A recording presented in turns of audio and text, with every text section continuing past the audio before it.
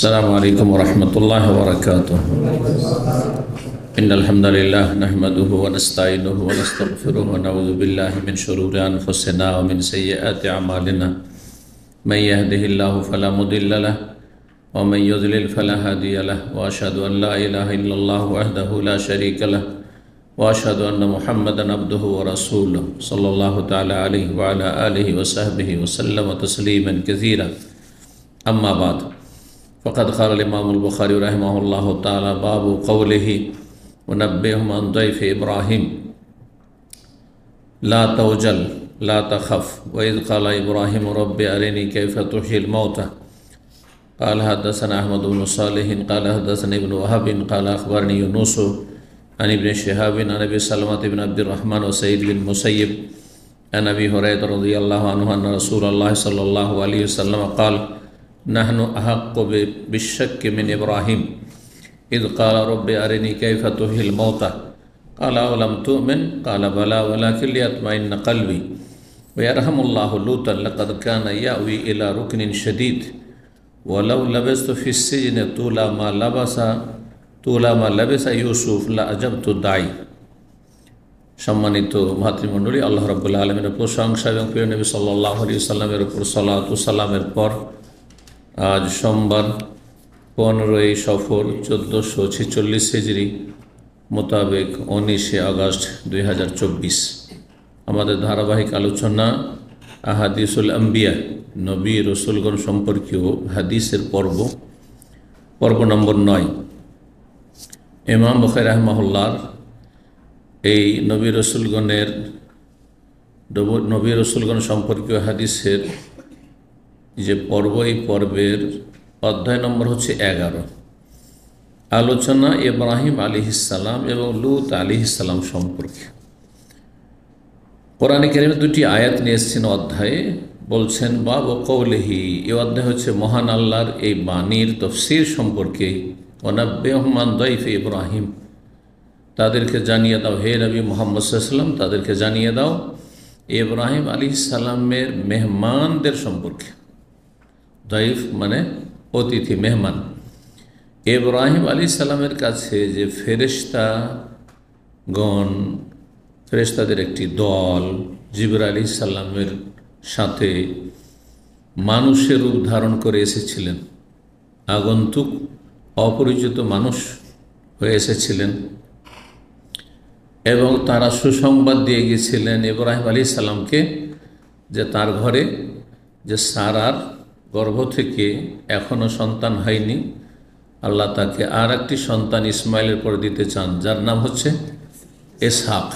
অমি ওয়ারা ইসহাক ইয়াকুব, ফাবাশশারনাহু বিইসহাক, সুসংবাদ দিলাম ইব্রাহিম আলাইহিসসালামের সহধর্মিণীকে ইসহাকের, এবং আরও অগ্রিম সুসংবাদ দিলাম যে ইসহাকের পরে তার ওরসজাত সন্তান আর একজন নবী হবেন, যিনি হবেন ইয়াকুব। আল্লাহর নামও বলে দিচ্ছেন, বা নাম আল্লাহ রাখছেন স্বয়ং, সুবহানাল্লাহ। এখনো ইসহাকের জন্ম হয়েছে, গর্ভধারণই করেননি। ফাবাশশারনাহু বিইসহাক, বুড়ি মানুষ, তিনি এই সুসংবাদ শোনার পর হাসছেন, অবাক হয়ে হাসছেন। এটা কেমন কথা হইল? একটা বুড়ি মানুষ যদি বলেন 70-80 বছর বুড়িকে যে তোমার বাচ্চা হবে, হাসবে না? আল্লাহু আকবার। তো ইব্রাহিম আলাইহিস সালামের মেহমানদের সম্পর্কে তাদেরকে জানিয়ে দাও, মেহমানদের কাহিনী সম্পর্কে। আর তারপরে বাছুর দিলেন, গোটা বাছুর জবাই করে দিলেন। যে আরবরা পরম্পরা ইব্রাহিম আলাইহিস সালামের দিনের অনুসরণের দাবিদার ছিল, যদিও তারা কুসংস্কারে ভরে দিয়েছিল, শিরক কুফরিতে, কিন্তু কিছু তো ভালো আদর্শ থেকে গেছিল, তাই না? এজন্য আরবরা মেহমান নওয়াজিতে অনেক উদার। আমাদের মতো মেহমান এসছে তো আধ কিলো 1 কিলো মাছ গোস্ত নিয়ে আসবে না, গোটা একটা আজকাল খাসি বা উঁট, এককালে তো গোটা উঁট জবাই করে দিত,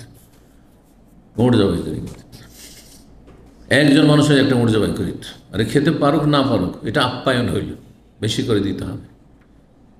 কোনো কোনো অঞ্চলে থালা ভর্তি করে খাবার দিলে সম্মান হয়, আর কোনো কোনো অঞ্চলে আবার বা কোনো কোনো সভ্যতা আছে থালা ভর্তি করে ভাত দেন তো অভদ্রতা হয়, আছে না নেই?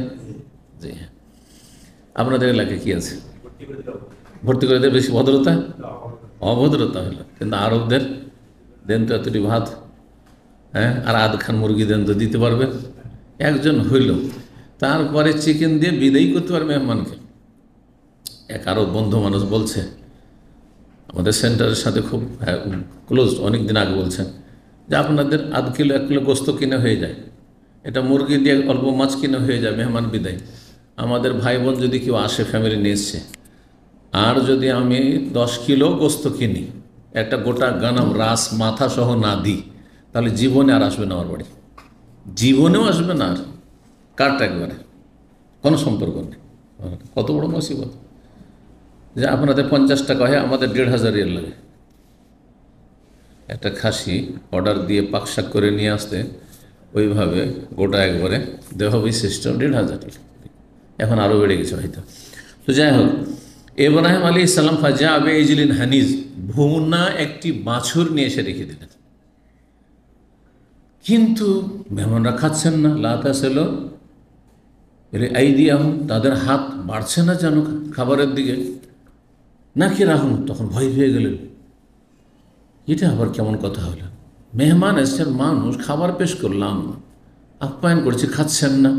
ওয়াজ আসামিন হুম খিফা, ভয় লেগে উঠল, ভয় পেয়ে গেছে। স্বাভাবিক ভয় পাবে যদি আপনি এমন কিছু দেখেন মানুষ থেকে ব্যতিক্রম, মানুষের রূপ ধরে এসছে, আপনার সাথে কথা বলছে, কিন্তু ব্যতিক্রম কিছু দেখছেন, তাহলে আপনি ফেরেশতা তো ভাববেন না, কিন্তু জিন তো অবশ্যই ভাববেন যে কোন বিপদ এলো রে, বাড়িতে জিন চলে এসছে, তাই না?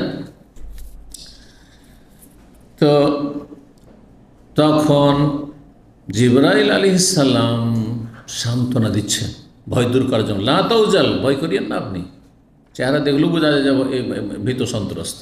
লা তাউজাল, ওই যে লা তাউজালের তফসির সূরা হিজরের আয়াত নম্বর 51 রয়েছে ইব্রাহিম আলাইহিস সালাম মেহমানদের কথা, 53 রয়েছে লা তাউজাল, মানে ভয় করিও না। লা তাখাফ, খৌফ আর ওয়াজেল, ওয়াজেল দুটোর মানে হচ্ছে ভয়, এই ছিল।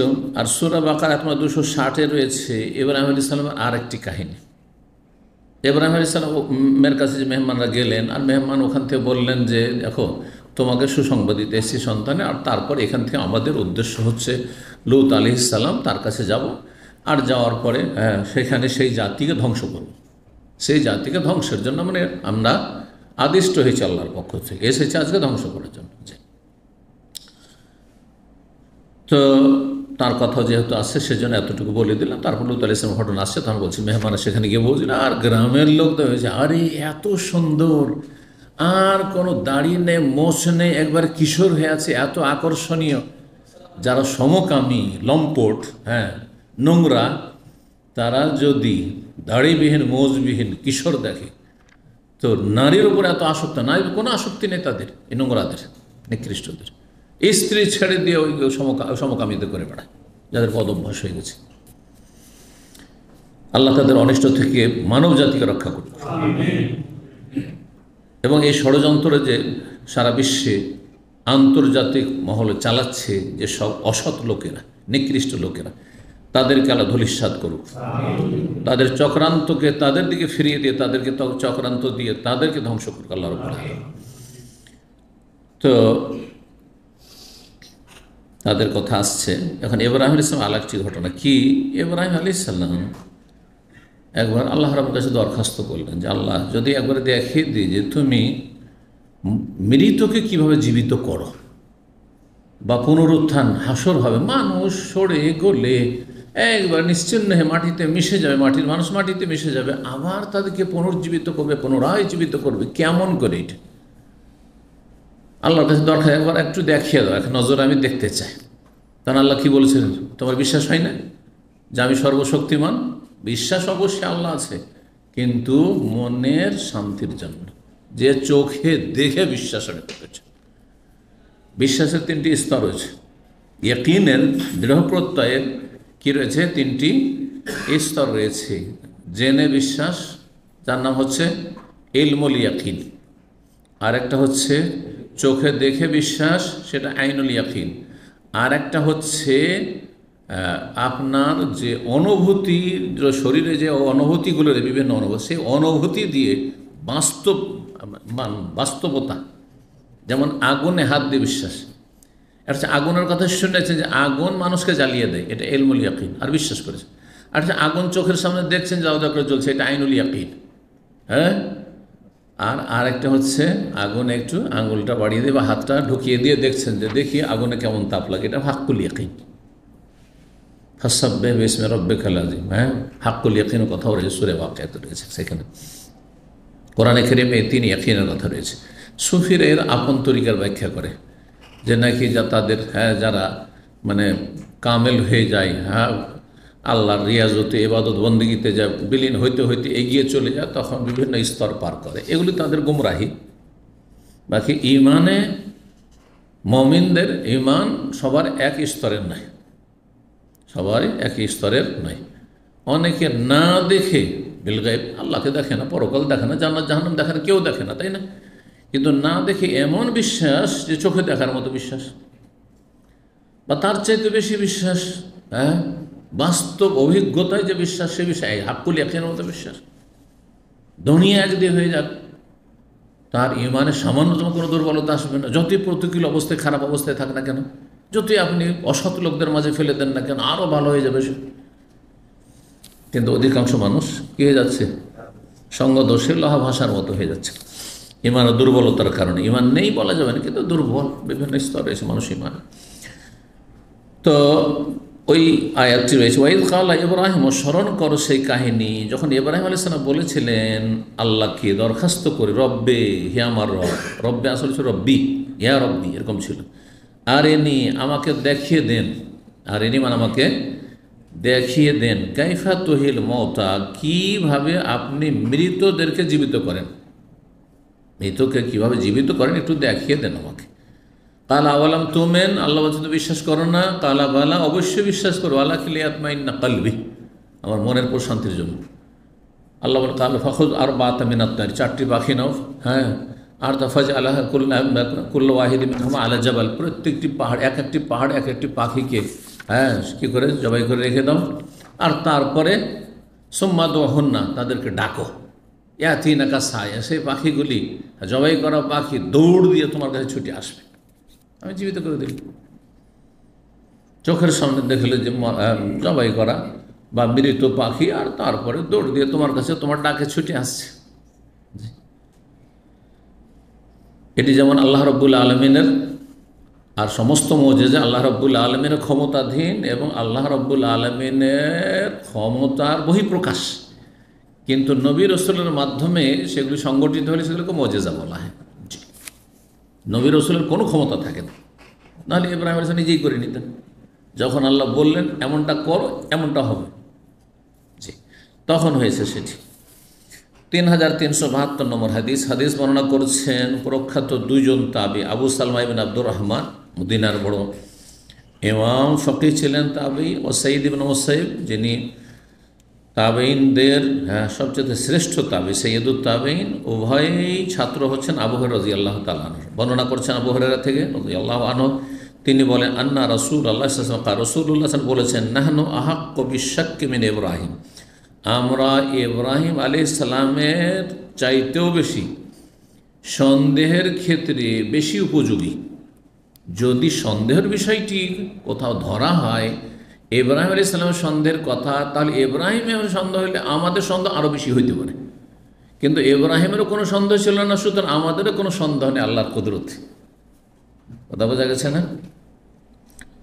যেমন আমরা কথা প্রসঙ্গে বলে থাকি যে আপনি ওকে খারাপ বলছেন, ও যদি খারাপ হয় তো তার চাইতে আমি খারাপ। তার মানে উদ্দেশ্য কি? মানে সে আমার চাইতে ভালো, সে আমার চাইতে ভালো। উদ্দেশ্যই না যে আমি খারাপ বা সে খারাপ, উদ্দেশ্য হচ্ছে যে তার সাফাই বর্ণনা করা, তার সচ্চ চরিত্রের কথা বর্ণনা করা। সে ভালো মানুষ, তাকে যদি খারাপ বলেন তো আমাকে আগে খারাপ বলেন। তো ঠিক ওই রকমই কেউ যদি ধারণা করে যে ইব্রাহিম আলাইহিস সালাম কেন আল্লাহকে বললেন যে আল্লাহ তুমি একটু দেখিয়ে দাও কিভাবে তুমি মৃতকে জীবিত করো, মরা পশু পাখি, মরা মানুষকে কেমন করে তুমি জীবিত করবে, পুনরুত্থান হবে আবার। তো কেউ সন্দেহ করতে পারে যে হয়তো ইব্রাহিম আলাইহিস সালাম কি ছিল, সন্দেহ ছিল না, সন্দেহ ছিল না, তার সন্দেহ হলে আমাদের সন্দেহ তার চাইতে বেশি হতে পারে। জানো, কেউ তার মানকে খাটো না করে।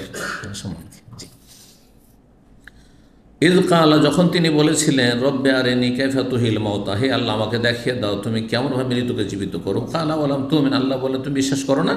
কালা বলা অবশ্যই বিশ্বাস করো, কিন্তু ইয়াতমাইন্না কালিবা, আমার মনের প্রশান্তির জন্যই বলছি। তারপরে লূত আলাইহিস সালামের বিষয় বলছে, ওয়ারহামুল্লাহ লূতান, আল্লাহ রহম করুন লূত আলাইহিস সালামের ওপর। লাকাদ কানা ইয়াউই ইলা রুকনিন শাদীদ, তিনি বড় মজবুত খুঁটির কাছে আশ্রয় নিতেন। মজবুত খুঁটির কাছে মানে মজবুত শক্তিশালী আশ্রয়স্থলে আশ্রয় নিতেন। রুকনিন শাদীদ, সবচেয়ে শক্তিশালী আশ্রয়স্থল কি? আল্লাহ। তো নবী সাহেব বলার উদ্দেশ্য যে লূত আলাইহিস সালাম আল্লাহর নবী, মুমিন, হ্যাঁ, তিনি মানব জাতির হেদায়েতের জন্য সাদ্দুম এলাকায় নবী হয়ে প্রেরিত হয়েছিলেন। তিনি সব সময় যে কোনো পরিস্থিতিতে আল্লাহর কাছে, আল্লাহ যিনি মহাশক্তিধর, তার কাছে কি করতেন? আশ্রয় নিতেন। কিন্তু কথা প্রসঙ্গে মানুষ দুনিয়ার মাধ্যম অবলম্বন করে, মাধ্যম ছাড়া দুনিয়া চলতে পারে? আল্লাহর প্রতি আমাদের বিশ্বাস নেই যে রিজিক দাতা আল্লাহ, কিন্তু মাধ্যম লাগবে, সেই জন্য আমরা কি করছি? হ্যাঁ, চাকরিজীবী চাকরি করছি, ব্যবসায় ব্যবসা করছি, আর এদিক সেদিক ছোটাছুটি করছি যাতে রুজি রোজগার হয় আর আসে। এ কথা বলে বসে থাকলে তো হবে না।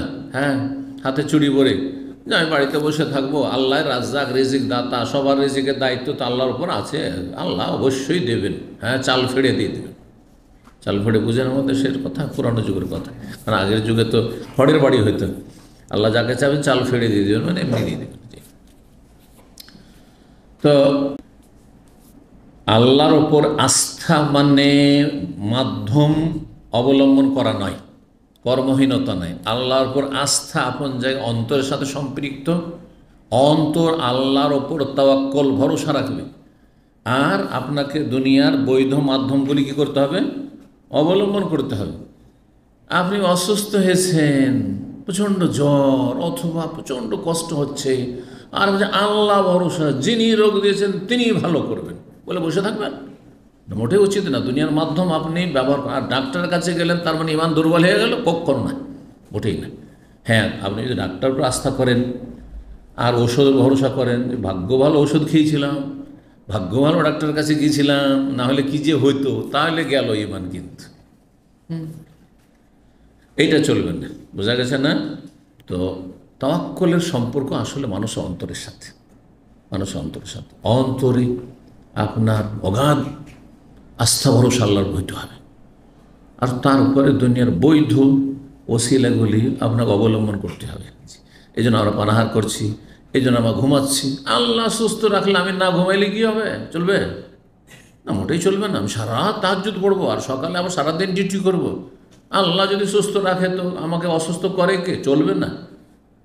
আপনাকে বৈধ মাধ্যমগুলি অবলম্বন করতে হবে। জি, ও খুজু হিদ রাখুন। জেহাদের ময়দানে গিয়েছেন নবী সাল্লাল্লাহু আলাইহি ওয়াসাল্লাম, নামাজও পড়তে বলছেন, অবশ্য সতর্ক সাবধান, অস্ত্র ধরে থাকুন, অস্ত্র শরীরে নিয়ে, আর তার বর্ম পরে, বর্ম পরেছেন, হ্যাঁ লোহার বর্ম পরেছেন, মাথায় লোহার টুপি দিয়েছেন সুরক্ষিত হওয়ার জন্য, সব করেছেন, ঢাল ব্যবহার করেছেন। সব কিছু করতে হবে। এ কথা বললে হবে না যে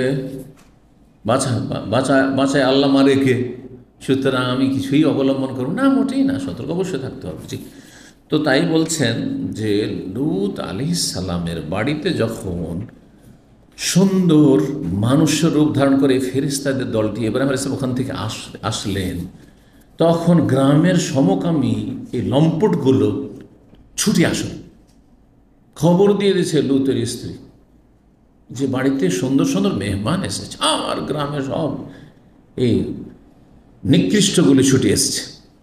এখন কি করে বাড়িতে হামলা করবে আর এদের সাথে সমকামিতা করবে?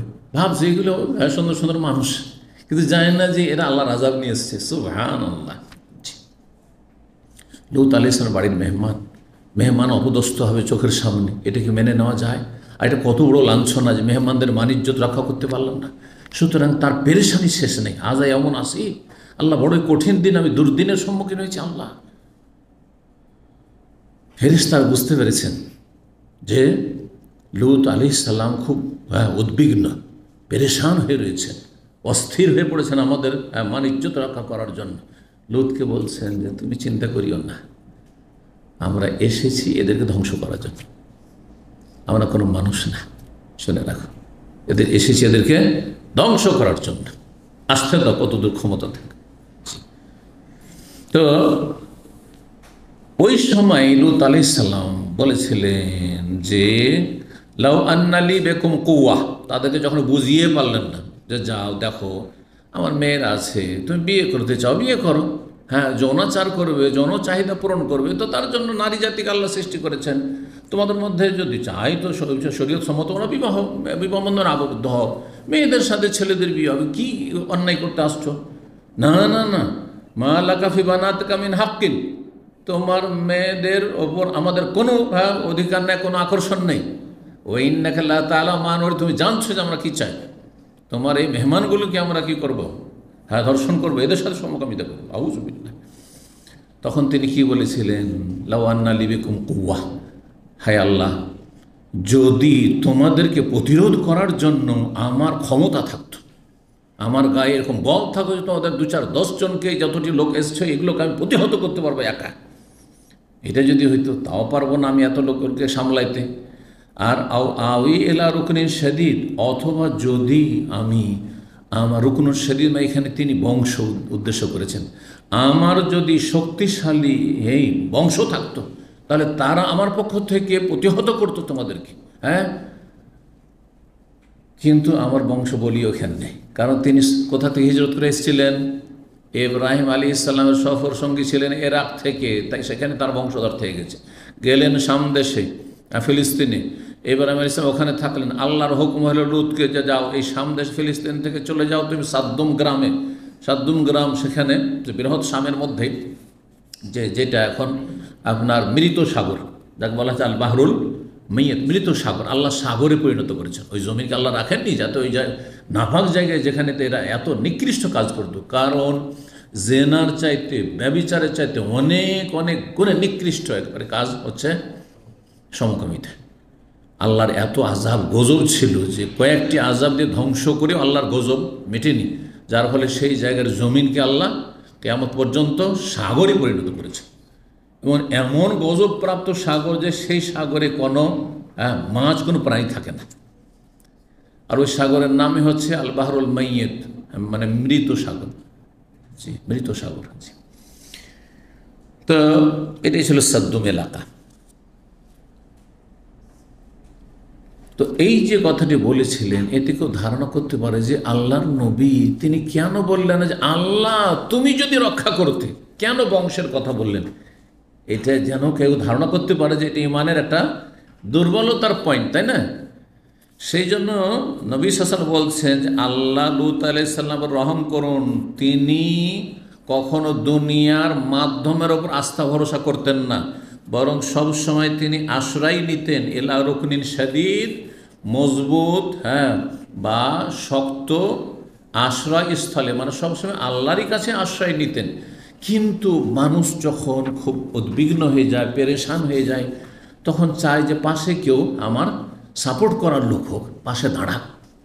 এটা মানুষকে এভাবে আল্লাহ সৃষ্টি করেছেন। আর দুনিয়ার মাধ্যম গ্রহণ করার কোনো দোষের কথা নেই, আল্লাহ হেফাজত করবেন, কিন্তু আমার সাথে আল্লাহর আপনারা আছেন, আপনার ডানে বামে আছেন।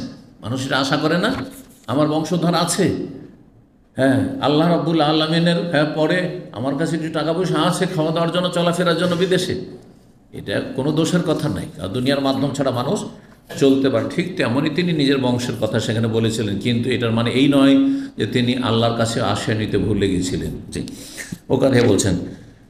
তৃতীয় যে বিষয়টি, একটা তো ইব্রাহিম আলাইহিস সালামের কথা আসলো, হ্যাঁ, আর তারপর কার কথা আসলো? লূত আলাইহিস সালামের কথা আসলো, আর এখন ইউসুফ আলাইহিস সালামের কথা আসছে হাদিসে। 3 নবীর কথা। ওয়ালাউ লাবিসতু ফিস সিজনি তুলা মা লাবিসা ইউসুফ, আমি যদি জেলে এত দীর্ঘ সময় ধরে অবস্থান করতাম, যতটা দীর্ঘ সময় ধরে ইউসুফ আলাইহিস সালাম জেলে অবস্থান করেছেন, কতদিন? 7 বছর। আর তারপরে যদি আমাকে কেউ ডাকতে আসতো যে আপনাকে ডাকছে, নেতা ডাকছে, শাসক ডাকছে আপনাকে জেল থেকে বের করার জন্য বা বের হওয়ার জন্য, তাহলে আমি বিলম্ব না করে তাড়াতাড়ি ডাকে সাড়া দিয়ে বেরিয়ে পড়তাম। কারণ কে চায় যে শখ করে জেলে থাক, তাই না? সুযোগ পেলে সাথে সাথে বেরিয়ে যেতাম। কে বলছেন? নবী সাল্লাল্লাহু আলাইহি ওয়াসাল্লাম। আমি যদি জেলে অবস্থান করতাম, তুলা মালাবেসা মানে কাতুলে মালাবেসা, ইউসুফ যতটা দীর্ঘ সময় ধরে ইউসুফ আলাইহিস সালাম জেলে অবস্থান করেছেন, তারপরে যদি কেউ আমাকে ডাকতে আসতো যে চলো বেরিয়ে যেতে হবে, হ্যাঁ তোমাকে রাজা ডাকছেন অথবা নেতা ডাকছেন, লা আজাবতু দাইয়া, তাহলে আহ্বায়ক বা দূতকে, যে আহ্বানকারী বা দূত, তার ডাকে আমি সাড়া দিয়ে বেরিয়ে পড়তাম। কিন্তু ইউসুফ আলাইহিস সালাম তা করেননি, যে আমার ওপর হ্যাঁ হ্যাঁ দোষ চেপেই থাকবে, আমার ওপর দোষারোপ থেকেই যাবে, আমার পবিত্রতা এবং সচ্চরিত্রতা সুস্পষ্ট প্রমাণ হবে না, দেশের মানুষ এলাকার মানুষ জানবে যে ইউসুফ একবার একটা অঘটন ঘটিয়েছিল, এমনটা থেকেই যাবে, আর আমি জেল থেকে বেরিয়ে যাবো, এইটা হবে না। যেই দিন এটা স্পষ্ট হয়ে যাবে যে ইউসুফের কোনো দোষ ছিল না, সেই দিন আমি জেল থেকে বেরোবো। এত সুযোগ পাওয়ার পরে জেল থেকে চলে আসো, বেরিয়ে আসো, কিসের বদৌলতে? এখানে এলেমের গুরুত্ব বোঝায়, এলেমের ফজিলত বোঝায়। এলেম এত মানুষকে সম্মানিত করে। ইউসুফ আলাইহিস সালাম এতদিন ধরে জেলে আছেন, কেউ তার খোঁজ নিচ্ছে না, কেউ খোঁজ নিচ্ছে না, কিন্তু জেল থেকে তাকে বের করার রাজা অর্ডার দিয়ে পাঠাচ্ছেন, যাও তাকে ডেকে নিয়ে আসো। কেন? কেন? কিসের ভিত্তিতে? স্বপ্নের বিবরণের এলম তার কাছে ছিল। রাজা একটি গুরুত্বপূর্ণ স্বপ্ন দেখেছে, সেই স্বপ্নের বিবরণ চাই। তখন যে ইউসুফ আলাইহিস সালামের সাথে যেই দুইজন আরও কয়েদি ছিল তারা ছয়ে গেছে, সেটা তাদের একজন এত ফাঁসি হয়েছে, আরেকজন যে বেঁচে ছিল সে বলছে যে রাজা আপনি যে স্বপ্নের কথা বলছেন, এই স্বপ্নের বিবরণ একজনই মনে হয় দেশে দিতে পারবে, মিশরে, আর তিনি কিন্তু জেলে আছেন, আমার জেলের সঙ্গী ছিলেন, তো ডাকো ডাকো, ওকে নিয়ে আসো, জেল থেকে বের করে নিয়ে আসো। না আমি বেরিয়ে যাব না। ওকে জিজ্ঞাসা করো যে ওই মহিলাদের ব্যাপারটা কি। ওই আয়াতটি সূরা ইউসুফের আয়াত নম্বর 50, আয়াত নম্বর 50। আপনাদেরকে আয়াতটি সরাসরি সূরা ইউসুফ থেকে শোনাই। বলছেন ওয়াকাল আল মালিকু, রাজা বললেন, ইতুনি বিহি, যাও ইউসুফকে নিয়ে আসো। যখন তাকে ওই স্বপ্নের কথা বলা হলো যে একজন স্বপ্নের বিবরণ দিতে পারবে, যাও তাকে নিয়ে আসো। ফালাম্মা জাআহুর রাসূল, তার কাছে যখন দূত আসলো, রাজার দূত, যে আপনাকে ডেকে পাঠিয়েছে কে? রাজা। রাজা জেল থেকে বের হওয়ার অর্ডার করছে, তার মানে জেল থেকে খালাস, জেল থেকে মুক্তি। কিন্তু বলছেন কালা, তখন ঈশ্বর বলছে ইরজি ইলা রব্বিকা, তোমার মনিবের কাছে। রব মানে মালিক এখানে, তাহলে মালিকের অর্থ সীমিত অর্থে রব, অন্যকে বলা যেতে পারে, জি, কিন্তু আল্লাহ রবের ক্ষেত্রে ব্যাপক অর্থে, সেই অর্থে কারোর জন্য বলা শিরক। জি, যাও তোমার মনিবের কাছে, মালিকের কাছে যাও, মানে রাজার কাছে যাও। ফাসআলহু, তাকে জিজ্ঞেস করো, মা বালুন নিসওয়াতিল্লাতি কাত্তানা আইদিয়াহুন্না, ওই সব মহিলাদের রহস্যটা কি যারা আমাকে দেখে প্রত্যেককেই ফল কাটবে কি হাত কেটেছিল, কেন কাটলো? আর এই ঘটনাটা যে ঘটেছিল এর প্রেক্ষাপট কী ছিল? কেন জুলেখা এইসব মহিলাদেরকে ডেকেছিল, এই দাওয়াত দিয়েছিল, আর সবার হাতে একটা করে চাকু দিয়েছে আর একটা করে ফল কাটতে দিয়েছে? কেন? এইসব ঘটনাটা কি আসলে, আর এতে দোষী কে আর নির্দোষী কে? এই বিষয়টা সম্পর্কে জিজ্ঞাসা করো গিয়ে, তারপরে যাব, আমি এখন যাব না জেল থেকে। ইন্না রব্বি বিকাইদিহিন্না আলিম, ইউসুফ আলাইহিস বলছে আমার রব তাদের চক্রান্ত সম্পর্কে সর্বজ্ঞ, সব কিছু জানেন। জি, তারপরে তখন ওই মহিলাদের জিজ্ঞাসা করা হলো, আচ্ছা ব্যাপারটা কি, আসলে কি ইউসুফ দোষী? ইউসুফের কোনো দোষ ছিল? ইউসুফ কি জুলেখার গায়ে হাত দিতে গিয়েছিল, না জুলেখায় তাকে ফাঁসিয়েছে? এসব বিষয়গুলি জুলেখার বান্ধবীদের সবকে জিজ্ঞাসা করা হইল। বল না, সবাই বলল হাস আলিল্লাহ, আল্লাহ হেফাজত রক্ষা করুক, মা আলিম না আলিম, ইউসুফকে এতদিন ধরে আমরা বাইরে দেখেছি, কাজকর্ম করতে দেখেছি, রাজ প্যালেসে, কোনোদিন তার কোনো খারাপ চরিত্র দেখিনি, কোনো মন্দ চরিত্র দেখিনি। কালাত ইমরাতুল আজিজ, তখন এই আজিজে মিসরের যে আজিজ, তার স্ত্রী বলল, আল আনা হাসাস হালা, এখন সত্য কথা স্পষ্ট হয়েছে, আনা রাওয়াত নাফসিহি, আমি তাকে ফুসলিয়েছিলাম, ফুসলানো বুঝান তো, তাকে আমি আকৃষ্ট করার চেষ্টা করেছি আমার দিকে, আমি তার জন্য পাগল হয়েছিলাম, আমার মনের আশা পূরণ করতে চেয়েছিলাম। ওয়াইন্নাহু লামিনাস সাদিকিন, ইউসুফ সত্যবাদী, ইউসুফ যা বলেছে সত্য। তারপরে তারপরে আয়াত নম্বর 54 ওয়াকাল, তারপরে আবার রাজা পাঠাচ্ছেন যখন স্পষ্ট হয়ে গেল যে ইউসুফের কোনো দোষ নেই, বিনা দোষে এতদিন জেল খাটতে হলো ইউসুফকে। সুবহানাল্লাহ, আজকাল যদি কেউ এরকম জেল খাটে বলবে জালেম এতদিন ধরে আমাকে জেলে রাখলো, তাই না? নাস্তিক আর কত কি জুলুম হয়েছে, আম্বিয়া রাসূলগণের জুলমের শিকার হয়েছেন, সবর করেছেন। জি, ফের কি বলছে, ওয়াকাল আল মালিক, রাজা বলে পাঠালো ই তু নিবি, যাও আবার নিয়ে আসো, যাও, আগে তো আসেনি, এখন আমরা বুঝতে পেরেছি ইউসুফের কোনো দোষ নেই, ভালো মানুষ, নিয়ে আসো তাকে। আস্তাখলিসু লিনাফসি, তাকে শুধু এখানে নিয়ে আসা হবে না বা জেল থেকে মুক্ত করা, বরং আমার ঘনিষ্ঠ ব্যক্তি, আমার উপদেষ্টা হিসাবে তাকে গ্রহণ করব, আমার জন্য তাকে খাস করে নেব, আমার পার্সোনাল লোক। জি, ফালাম্মা কাল্লামাহু, ইউসুফ আলাইহিস সালাম আসলেন, তারপর রাজা তার সাথে এখন কথা বলল। কালা, তখন রাজা বললেন, ইন্নাকাল ইয়াওমা লাদাইনা মাকিনুন আমিন, আজকের দিনে তুমি আমাদের কাছে প্রতিষ্ঠিত এবং বিশ্বস্ত, তুমি বিশ্বস্ত ব্যক্তি, তুমি আমাদের আমার উপদেষ্টা, তুমি আমার বিশিষ্ট জন, তুমি কি চাও তুমি? তখন তিনি দেখলেন যে মিশরে আর্থিক সংকট আসতে যাচ্ছে, কারণ দুর্ভিক্ষ আসছে। এই সময় যদি খাদ্য দপ্তরটা আমি সামলে নিই তাহলে এই সমস্যার সমাধান দিতে পারবো। বললেন, এই যে আলনি আলা খাজাইল আরদে, আমাকে দেশের, আরদ মানে এখানে দেশ, যে মিশর, এই দেশের যে ধনভাণ্ডার রয়েছে এর দায়িত্বশীল আমাকে বানিয়ে, অর্থমন্ত্রী আমাকে বানিয়ে দেন, অর্থ দপ্তরটা আমাকে দিয়ে দেন। এমনি হাফিজুন, আমি সুরক্ষা করব এবং আমি এই বিষয়ে বিশেষজ্ঞ, আমি জানি যে আর্থিক সংকটে কি করে আমাদেরকে কি করতে হবে, উত্তীর্ণ হইতে হবে বা সমাধান করতে হবে। আল্লাহ রাব্বুল আলামিন এই ঘটনাগুলি চমৎকার, যেটা বলেন আহসানুল কাসাস, সবচাইতে সুন্দর কাহিনী বলে আখ্যায়িত করেছেন, ইউসুফ আলাইহিস সালামের কাহিনী সেখানে বর্ণনা করেছেন। যাই হোক, এখন আমরা ফিরে আসি হাদিসের দিকে। তাহলে এখন হাদিসটা বুঝতে পেরেছেন বিস্তারিত, তাই না? জি হ্যাঁ। 12 নম্বর অধ্যায়, বাবা কওলিল্লাহ তাআলা, এই অধ্যায় হচ্ছে মহান আল্লাহর এই বাণী সম্পর্কে, অজকুর ফিল কিতাব ইসমাইল, স্মরণ করো আল্লাহর কিতাবে কোরআনে ইসমাইল আলাইহিস সালামের কাহিনী। ইন্নাহু কানা সাদিকাল ওয়াদ, তিনি প্রতিশ্রুতিতে সত্যবাদী ছিলেন, ওয়াদা পূরণে তিনি সত্যবাদী ছিলেন। ওয়া কানা রাসূলান নবিয়্যা, তিনি রসুলও ছিলেন, নবীও ছিলেন। জি, সূরা মারিয়াম আয়াত 54, 3373 নম্বর হাদিস বর্ণনা করেছেন সালামা ইবনুল আকওয়া। সালামা ইবনুল আকওয়া একটি বৈশিষ্ট্য ছিল, যুবক সাহাবী নবী সাল্লাল্লাহু আলাইহি ওয়াসাল্লামের, এবং তিনি দৌড়ে এত দ্রুতগামী ছিলেন যে দ্রুতগামী ঘোড়ার সাথে দৌড় দিয়ে ঘোড়ার আগে দৌড়িয়ে চলে যেতেন। অসাধারণ বিষয়টি, একটা ঘোড়ার সাথে দৌড় দিয়ে ঘোড়াকে পিছনে ফেলে দেওয়া, এটা যেমন তেমন কথা নয়। জি, বলছেন তিনি, মাররা রসুল আলা নাফারি মিন আসলাম, রাসূলুল্লাহ সাল্লাল্লাহু আলাইহি ওয়াসাল্লাম একবার আসলাম গোত্রের বা আসলাম বংশের একটি ক্ষুদ্র দলের পাশ দিয়ে অতিক্রম করলেন, যে দলটি কী করছিল, ইয়ান্তাজিলুন, তীরন্দাজি করছিল। তীরন্দাজি বুঝেন, মানে তীর চালার কম্পিটিশন, তীর চালানোর প্রতিযোগিতা করছিল।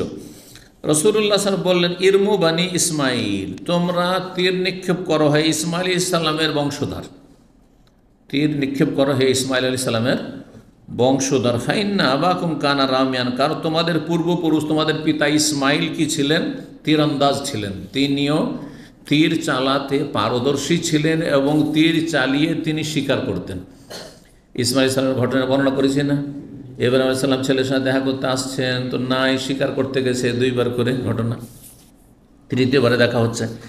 ওয়ানা মা ইবনা ফুলান, আর 2 দিক থেকে যেহেতু কম্পিটিশন চলছে, যেমন বিভিন্ন খেলাতে হয় 2 দিকে 2টো গ্রুপ থাকে, টিম থাকে, আমি অমুক গোত্রের সাথে আছি, মানে একই বংশের 2 গোত্র, একদিকে এই গোত্র আরেকদিকে ওই গোত্র, আমি ওদের সাথে। কারণ নবী সাল্লাল্লাহু আলাইহি ওয়াসাল্লাম তো সবার সাথে হইতে পারছেন না, আমি ওদের সাথে হয়ে যাচ্ছি। যেমন কোথাও যে বল খেলা বা এমনি ফুটবল খেলা হচ্ছে, তখন কি করে, আমি এইদিকে লাগলাম, আপনি ওই দিকে লাগলেন, ঠিক না? তো নবী সাল্লাল্লাহু আলাইহি ওয়াসাল্লাম বলছে, আমি অমুক গোত্রের দিকে হয়ে গেলাম, আর ওই দিক থেকে আমিও তোমাদের সাথে তীরন্দাজি করছি। তাহলে ফামসাক আহাদুল ফারিক, তখন 2 গ্রুপের একটি গ্রুপ কি করলো, বিরত থেকে গেল, থেমে গেল, আর তীর চালাচ্ছে না। কেন? যে নবী সাল্লাল্লাহু আলাইহি ওয়াসাল্লামের বিরুদ্ধে কি করে তীর চালাবো? নবীর গুরু ফেরে যাবে, না এটা করবো না। নবী সাল্লাল্লাহু আলাইহি ওয়াসাল্লামের যারা বিপরীত গুরু তারা কিন্তু আর তীর চালালো না, তীর চালা বন্ধ করে দিল, তীর চালানো। ফামসাক আহদুল ফারবি আইদিহিম, তাদের হাত তারা কি করলো? থামিয়ে নিল, মানে তারা বিরত থাকলো। রাসূলুল্লাহ বলে, মা লাকুম লা তারমুন, কি হলো তোমাদের, তোমরা তীর নিক্ষেপ করছো না কেন? ফাকালু ইয়া রাসূলাল্লাহ, তখন তার, হে আল্লাহ রাসূল, নারমি ওয়া আনতা মাহুম, আমরা তীর নিক্ষেপ করব আপনার দিকে, যে আপনি ওদের সাথে আমাদের প্রতিপক্ষ? না, এটা কেমন করা হয়, বেয়াদবি। কালা ইরমু, আরে তোমরা তীরন্দাজি করো, তীর ছাড়ো। ওয়া আনা মাকুম কুল্লিকুম, আমি তোমাদের সবার সাথে আছি, এদের সাথে ওদের সাথে, হ্যাঁ সবার সাথে আছি, অসুবিধা নেই। 13 নম্বর অধ্যায় হচ্ছে বাবু কিসসাতি ইসহাক ইবনে ইব্রাহিম আন-নবী সাল্লাল্লাহু আলাইহি সাল্লাম। এই অধ্যায় হচ্ছে ইব্রাহিমের পুত্র ইসহাক আলাইহিস সালাম মের কাহিনী সম্পর্কে।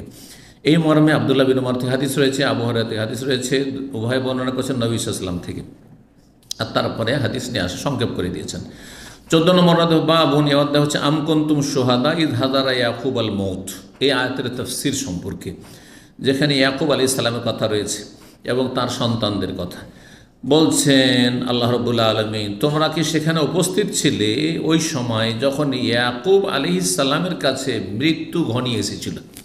ইয়াকুব নবী আলাইহিস সালামের মৃত্যুর মুহূর্ত ঘনিয়ে এসেছিল, তখন কি তোমরা সেখানে ছিলে উপস্থিত, যখন তিনি মৃত্যুর পূর্ব মুহূর্তে তার সন্তানদেরকে বলেছিলেন? ইয়াকুব আলাইহিস সালাম কয়জন সন্তান ছিল? 12 জন, 10 ভাই, 1 মায়ের আর 2 ভাই, ইউসুফ আর বেনিয়ামিন। ইজ কাল লিবানি মা তা'বুদুনা মিন বাদি, এখানে আয়াত আল আয়াত বলে ছেড়ে দিয়েছেন, কিন্তু তারপর আয়াত রয়েছে সূরা বাকারা আয়াত নম্বর 133। ইয়াকুব আলাইহিস সালাম বললেন তার ছেলেদেরকে, মা তা'বুদুনা মিন বাদি, আচ্ছা আমি তো দুনিয়া থেকে চলে যাব, আমার মারা যাওয়ার পরে কার ইবাদত তোমরা করবে আর কোন দিন তোমরা পালন করবে? কালু না'বুদু ইলাহাকা ওয়া ইলাহা আবাইকা ইব্রাহিম ওয়া ইসমাঈল ওয়া ইসহাক, হ্যাঁ ইলাহা ওয়াহিদা, আপনার পরে আপনার রব, হ্যাঁ, আর না'বুদু ইলাহাকা ওয়া ইলাহা আবাইকা, আপনার পূর্বপুরুষদের রব যিনি আল্লাহ, এবং ইব্রাহিম ইসমাইল ইসহাক তাদের রবের ইবাদত করব, ইলাহান ওয়াহিদা, যিনি এক ও একক, ওয়া নাহনু লাহু মুসলিমুন, এবং আমরা তার সামনে আত্মসমর্পণকারী মুসলিম। তাহলে প্রত্যেক যুগে মুমিন যারা ইমানদার তারা সবাই কি ছিল? মুসলিম ছিল। জান্নাতি মুসলিম ছাড়া কেউ জান্নাতি না। সমস্ত নবীদের উম্মতের নাম ছিল মুসলিম। আদম আলাইহিস সালাম মুসলিম ছিলেন, নূহ আলাইহিস সালাম মুসলিম ছিলেন, ইদ্রিস মুসলিম ছিলেন, সমস্ত নবী রাসূলগণ মুসলিম ছিলেন। দেখেন, ওয়া নাহনু লাহু মুসলিমুন, আমরা মুসলিম। তো 3374 নম্বর হাদিস বর্ণনা করেছেন আবু হুরায়রা রাদিয়াল্লাহু তাআলা আনহু। হাদিস কয়েকবার করে এসেছে, সুতরাং সংক্ষেপে তর্জমা করি। ক্বালা কিলা লিন-নবী সাল্লাল্লাহু আলাইহি ওয়াসাল্লাম, নবী সাল্লাল্লাহু আলাইহি ওয়াসাল্লামকে জিজ্ঞাসা করা হলো, বলা হলো সাহাবায়ে কেরামদের পক্ষ থেকে, মানে জিজ্ঞাসা করা, মান আকরামুন নাস, মানব জাতির মধ্যে সবচেয়ে সম্মানিত কারা? ক্বালা আকরামুহুম আতকাহুম, মানব জাতির সবচেয়ে সম্মানিত হচ্ছে যে আল্লাহ ভীরু, যে যত বেশি আল্লাহ ভীরু।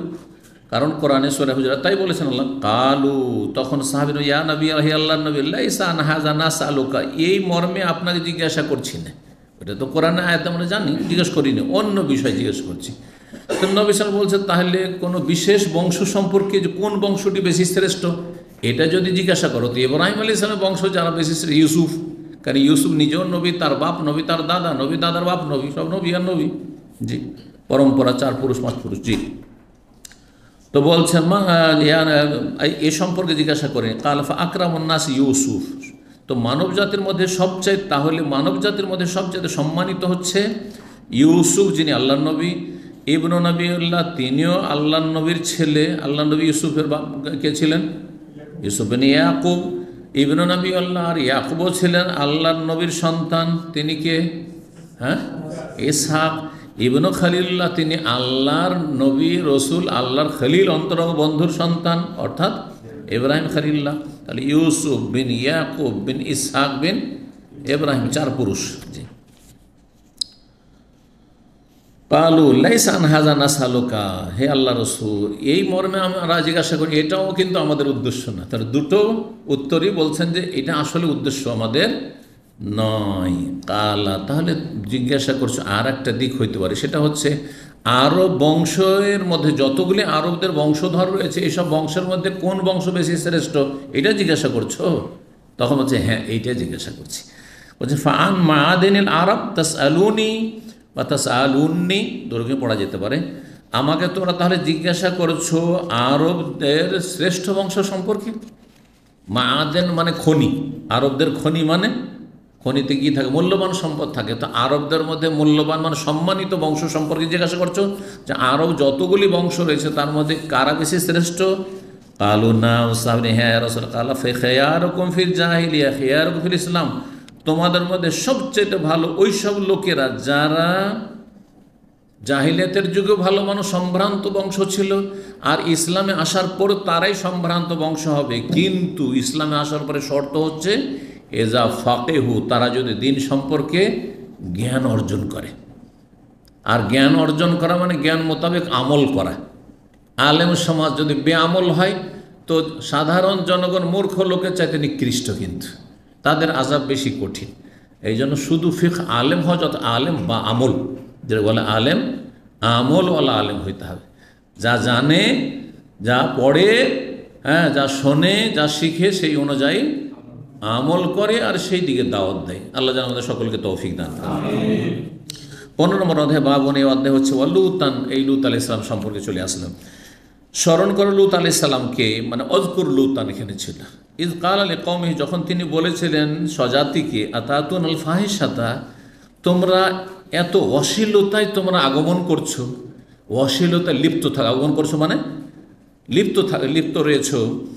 হ্যাঁ, মা সাবাকাকুম বিহা মিন আহাদিন মিনাল আলামিন, বিশ্বজগতের কোনো জাতি এমন অশ্লীলতায় লিপ্ত হয়নি। যেই নোংরামি তোমরা করছো, তোমাদের পূর্বে এই সমকামিতা কেউ জানতোই না, মানুষের ব্রেনেও এইসব নোংরামির কথা আসেনি।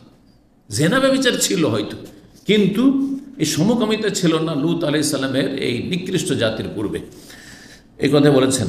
তারপরে সূরা নামল আয়াত 54 থেকে 58 সংক্ষেপ করে বলছে এলা কওলি, এই আয়াত পড়ে ফাসা মাতারুল মুনজারি, যখন আল্লাহর আযাব মুষল ধরে যেমন বৃষ্টি হয়, বৃষ্টির মতো পাথর বর্ষণ হল। হ্যাঁ, আল্লাহ রাব্বুল আলামিন পাথর বর্ষণ করে তাদেরকে ধ্বংস করেছেন। তারপরে ভূমিকম্প দিয়েছেন, জি, আর তারপর সাইহার কথা রয়েছে, বিকট শব্দ হয়েছে, 3 আযাব। তারপর জমিনটাকে উল্টে পাল্টে, ওই যে ভূমিকম্প দিয়ে জমিনটাকে উল্টে পাল্টে ফাজাল্লা আলিয়াহা সাফেলাহা, জমির ওপর ভাগটাকে পাতালে নিচে নামিয়ে দিয়েছে আর নিচেরটাকে ওপরে করে দিয়েছে, আর যাতে এই নাপাক জমিন আর এই পৃথিবীতে না থাকে। আল্লাহু আকবার, এত আল্লাহর ক্রোধ, আল্লাহর গজব ছিল এই জাতির ওপর।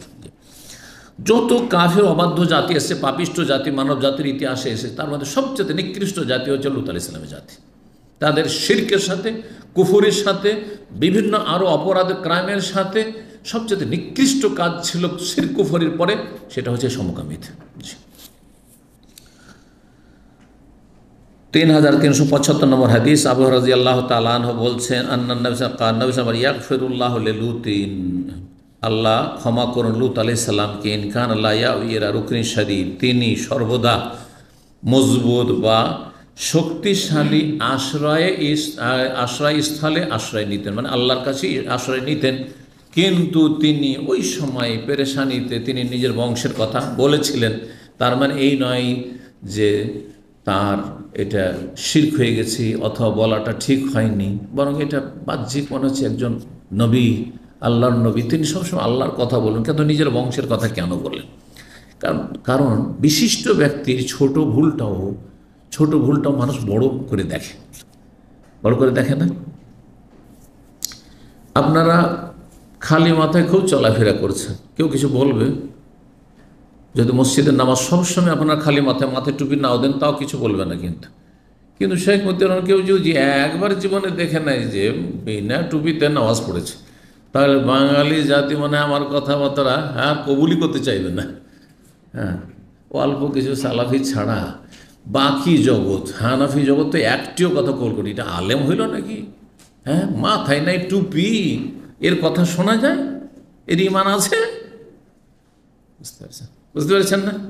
আচ্ছা, আর একটা কথা বলি, আমাদের ছোটকাল থেকে শুনে আসছি, যখন প্রথম প্যান্ট শার্ট আসলো, কলেজ ইউনিভার্সিটি। আমরা তখন ছোট্ট, দেখতাম আমার যারা সিনিয়র তারাও প্রথম ঢিলা ঢালা প্যান্টগুলো, নিচের দিকটাও ঢিলা থাকতো। এক এক যুগে এক একটা ট্রেডিশন ছিল প্যান্টের, ফুল প্যান্টের। কিন্তু আমার মামা কলেজে পড়তেন, দেখতাম তার প্যান্টগুলি নিচের দিকে একবারে টাকা নিচে ঝুলছে আর নিচে, তো এরকম দেখতাম। প্যান্ট যখন আসলো আর প্যান্টের ওপর দিকে দিকে টাইট, বসে পেশাব করতে পারে না, তখন আমার দেশের মোল্লা হুজুরগুলো কি বলতো, এই তো ইহুদি নাসারাদের পোশাক, দাঁড়িয়ে দাঁড়িয়ে মুতে এইগুলো, এগুলো মুসলমান নাকি? নামাজি হইলেও ওকে ইসলাম থেকে খারিজ করে দিবে প্যান্ট পরার জন্য, ঠিক কিনা? আপনারা সব প্যান্ট পরে বসে আছেন, কেউ কিছু বলছে না? বলবে? জীবনেও যদি দেখেন নাই যে আমি ওয়াকিং করার সময়ও প্যান্ট পরেছি। আল্লাহ না করে কোনো গোড়া বাঙালি দেখে, বেদাদি দেখে, কথা বুঝতে পারছেন না? যদি দেখে কোট প্যান্টে, কোথাও, ওরে বাপ রে বাহ, এটা কাজ করেছে, মানুষের কাজ হয়েছে, এটা আস্তাগফিরুল্লাহ, কত বড় অপরাধ যেন করে দিয়েছে না? তো বড়দের ছোট ভুলটাও মানুষ বড় করে, ভুল না হইলেও এটাকে সমাজের লোক যেহেতু ভালো নজরে দেখা না, সেটাই ভুল হয়ে গেল, অথচ ভুল নয় সেটা, ঠিক কিনা? আপনাদের জন্য জায়েজ, আর কোনো আলেমের জন্য জায়েজ নয়। জায়েজ হলে সবার জন্য জায়েজ, না জায়েজ মকরু হলে সবার জন্য মকরু, মকরুও যদি হয় তো সবার জন্য মকরু, ঠিক কিনা? জি। দাঁড়িয়ে দাঁড়িয়ে পেপসি খাও, অনেকে এখান থেকে পানির বোতল নিয়ে বেরোচ্ছেন, রাস্তায় চলছেন, একটু করে খাচ্ছেন, হাঁটছেন, কোনো অসুবিধা আছে?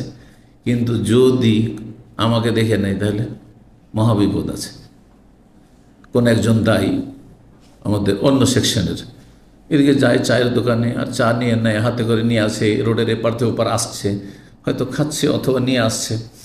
তো একদিন এক ভাই এসে বলছে যে এখানে আশেপাশে সৌদি পর্যন্ত বলছে, যারা আমাদেরকে চেনে দায়ীদেরকে, বলছে শেখ মতিকে জীবনে তো এরকম দেখলাম না, শেখ মতির রহমানকে তো জীবনে দেখলাম না রাস্তায় কোনো কিছু নিয়ে এইভাবে খাবেন বা কিছু পানীয় অথবা চা, আর এইটা আবার কেমন দায়ী হলো যে চা নিয়ে খাচ্ছে রাস্তাঘাটে, বুঝতে পারছেন না?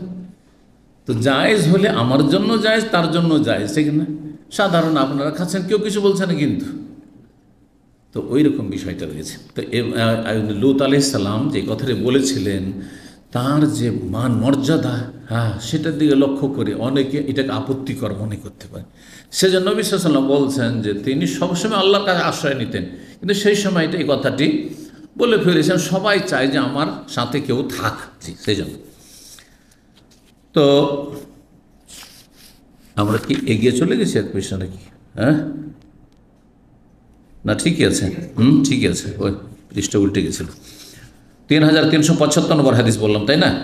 16 নম্বর অধ্যায় বাবুন। এই অধ্যায় হচ্ছে কিসের? এই আয়াতে ফালাম্মা জা আলা লুতিনিল মুরসালুন, যখন লূত আলাইহিস সালামের পরিবারের নিকট রসুলগণ আসলেন। মুরসালুন, রসুলগণ মানে মানুষ রসুল না, দূতগণ। কারা? ফেরেশতারা আসলেন। তখন তিনি তাদেরকে দেখে বলছে ইন্নাকুম কওমুম মুনকারুন, আপনারা তো অপরিচিত মানুষ। মুনকার মানে এখানে অপরিচিত, আগন্তুক। আপনার অপরিচিত, আপনাদেরকে তো জীবনে দেখিনি, কোথা থেকে এসছেন আপনারা? বুঝতে পারেন যে এনারা ফেরেশতা, মানুষের ধরে এসেছেন।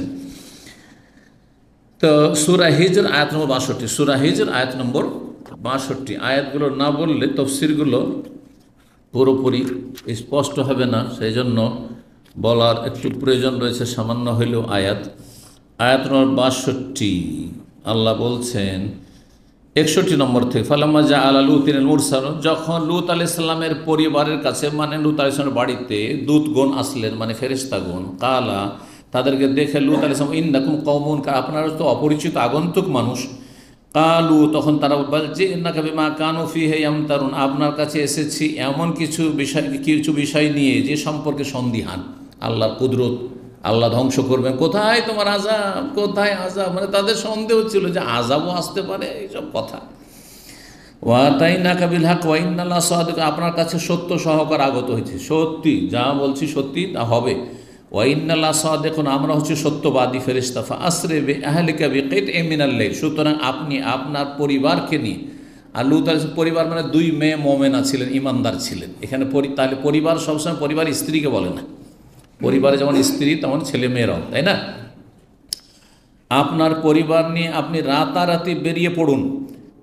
বিকিতইম মিনাল লাইল মানে রাতের কিছু অংশে, রাতের অংশেই, রাতেই বেরিয়ে পড়ুন।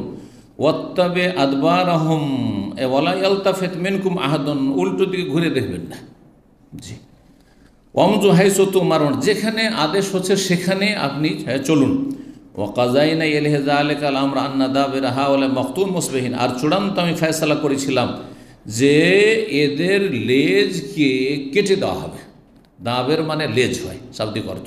যদি ইমাম বুখারী রাহিমাহুল্লাহ তাফসীর করেছেন দাবেরা দবর থেকে, দবর মানে পেছন, আর পেছন মানে শেষ, পেছন মানে শেষ, এই জন্য শেষের আখেরের অর্থ করেছেন। তার মানে এই কাফের জাতি যে সমকামী কাফের জাতি যে রয়েছে তাদের শেষ ব্যক্তি পর্যন্ত ধ্বংস করা, মানে একজনকে ছাড়া হবে না। উদ্দেশ্য হচ্ছে দাবের হাওলা মানে আখের হাওলায়, শব্দটি যেহেতু আসছে এখানে তফসিরটা করে দিলাম। মাকতুন মানে কেটে দেওয়া, কেটে দেওয়া হবে মানে এদেরকে নির্মূল করে দেওয়া হবে একেবারে। ওয়াজা আহলুল মাদিনাতি ইস্তাবশিরুন, সেই শহরবাসী তারা আনন্দিত হয়ে দৌড় দিয়ে ছুটে এসছে। তখন লূত আলাইহিস সালাম বলে, ইন্না হাওলা দাইফুই, এরা আমার মেহমান, তোমার কি অন্যায় করতে এসছো এখন? ফালা তাফজাহুন, আমাকে তোমরা এখানে লাঞ্ছিত অবদস্থ করে মেহমানদের সামনে। তিনি ভাবতে পারেনি যে এরা ফেরেশতা।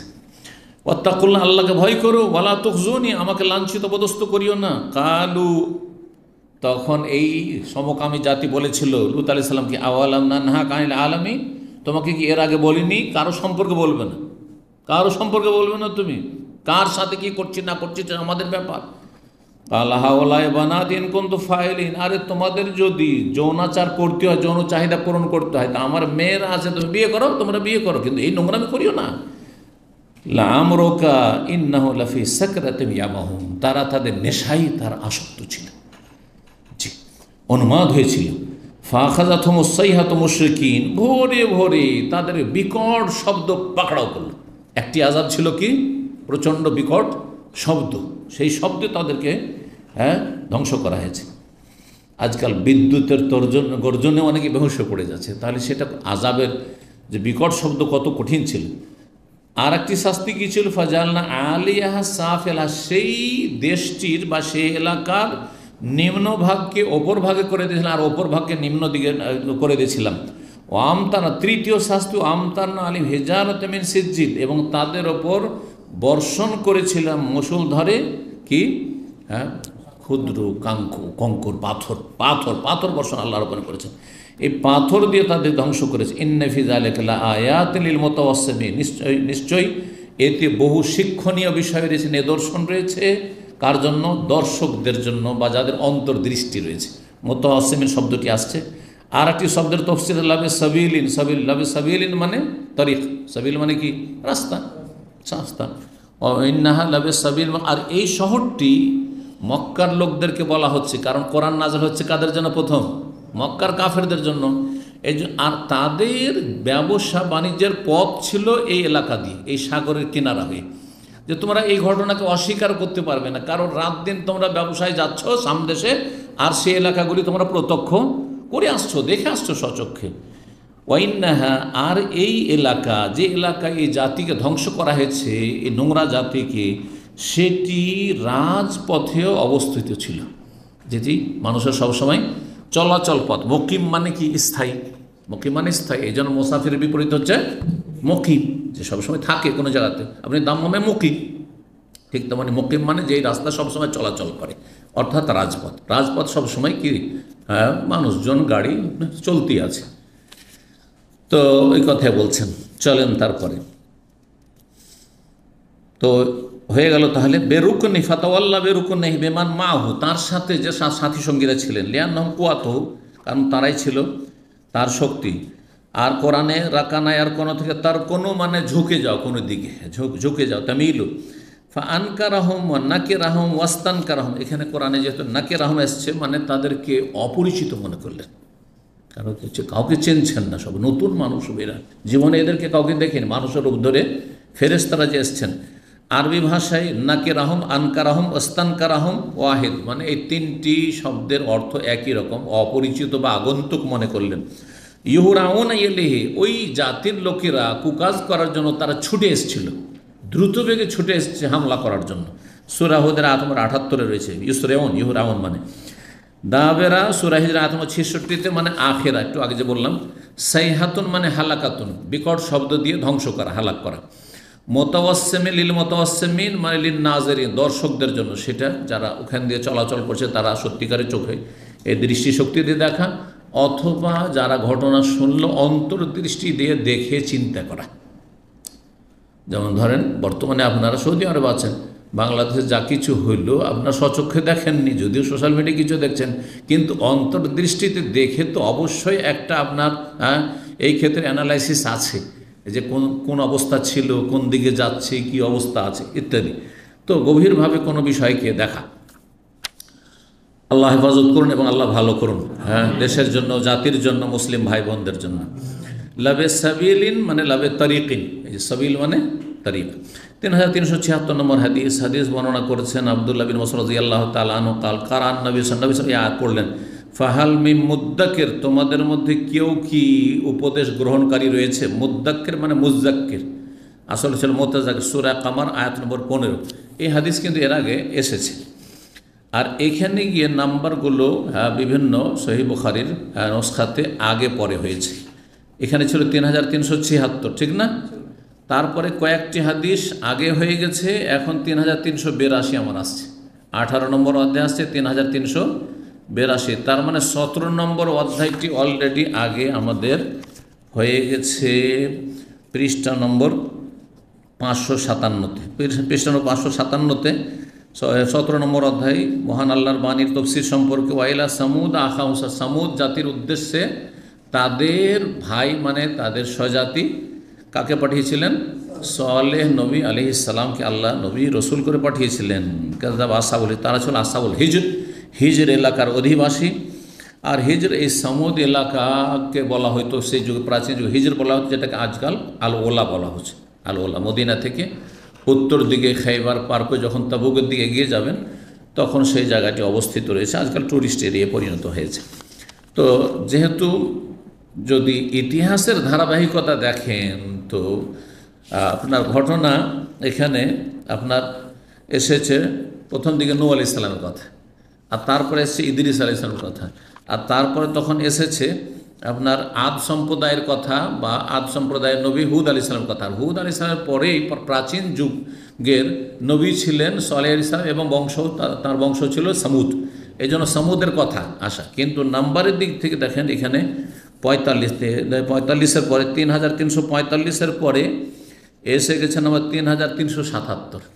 এখানে আমরা পৌঁছলাম এখন কত 3376। কোন সহিহ বুখারী নুসখাতে 3376-এর পরে তখন এই সামুদ বংশের কথা এসেছে। যদি সামুদ বংশের কথা এখানে নিয়ে আসা হয়, নাম্বারের দিক থেকে তো মিল হচ্ছে, কিন্তু ইতিহাসের ধারাবাহিকতার দিক থেকে আদের পরে সামুদ, আর তারপরে ইব্রাহিম আলাইহিস সালামের যুগ, আর তারপরে ইসমাইল, ইসহাক, ইয়াকুব, লুত। সেই জন্য লুত আলাইহিস সালামের পরে বর্ণনা করবেন সামুদের কথা, যেন উল্টো হয়ে যাচ্ছে। আমার মনে হয় এই জন্যই নাম্বারগুলো উল্টো পাল্টা কোনো নুসখাতে হয়েছে, কোনো প্রেসে ছাপাতে হয়েছে। জি, তো যাই হোক, আমরা যেহেতু এই সামুদের আলোচনাটা করে ফেলেছি, এই জন্য এই কয়টা হাদিস 76-এর পরে 77, 78, 79, 80, 81, 5টি হাদিস, আর অধ্যায় নম্বর হচ্ছে 17, অলরেডি আলোচনা হয়ে গেছে। তো এখন তাহলে 18 নম্বর অধ্যায়। বাবুন, এই অধ্যায় হচ্ছে আমকুনতুম শুহাদা ইয হাদারা ইয়াকুব আল মউত, তোমরা কি উপস্থিত ছিলে ওই সময় যখন ইয়াকুব আলাইহিস সালামের কাছে মৃত্যু ঘনিয়ে আসে, মানে ইয়াকুব আলাইহিস সালামের মৃত্যুর সময় ঘনিয়ে আসে। সূরা বাকারা 133। 3382 নম্বর হাদিস।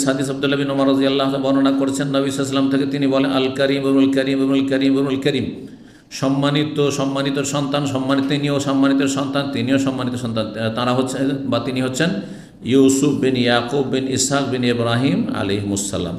19 নম্বর অধ্যায় বাবু কাউলিল্লাহি তাআলা। এই অধ্যায় হচ্ছে মহান আল্লাহর বাণী তফসির সম্পর্কে। লাকাদ কানা ফি ইউসুফ ওয়া ইখওয়াতিহি আয়াতুল লিসাইলিন, নিঃসন্দেহে ইউসুফ আলাইহিস সালাম এবং তার ভাইদের কাহিনীতে বহু শিক্ষণীয় বিষয় রয়েছে জিজ্ঞাসাকারীদের জন্য।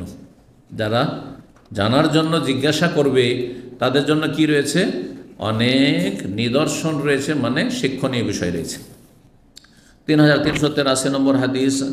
আবু হুরায়রা রাদিয়াল্লাহু তাআলা আনহু বর্ণনা করছেন, সুইলা রাসূলুল্লাহ সাল্লাল্লাহু আলাইহি ওয়াসাল্লাম, মান আকরামুন নাস, মানব জাতির মধ্যে সম্মানিত কে? কাল আতকাহুম লিল্লাহি, কারণ লাইসান হাজা আসাল এই মর্মে জিজ্ঞেস করছি না অন্য বিষয়ে। কাল ফাকরামুন্নাস ইউসুফ ইবনে নবিউল্লাহ ইবনে নবিউল্লাহ ইবনে নবিউল্লাহ ইবনে খলিলুল্লাহ হয়ে গেল না, হাদিসের আগে কয়েকবার করে আসলো।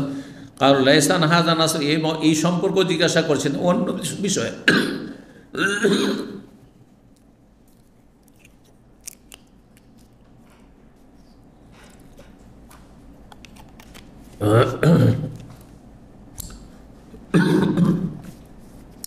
বলছেন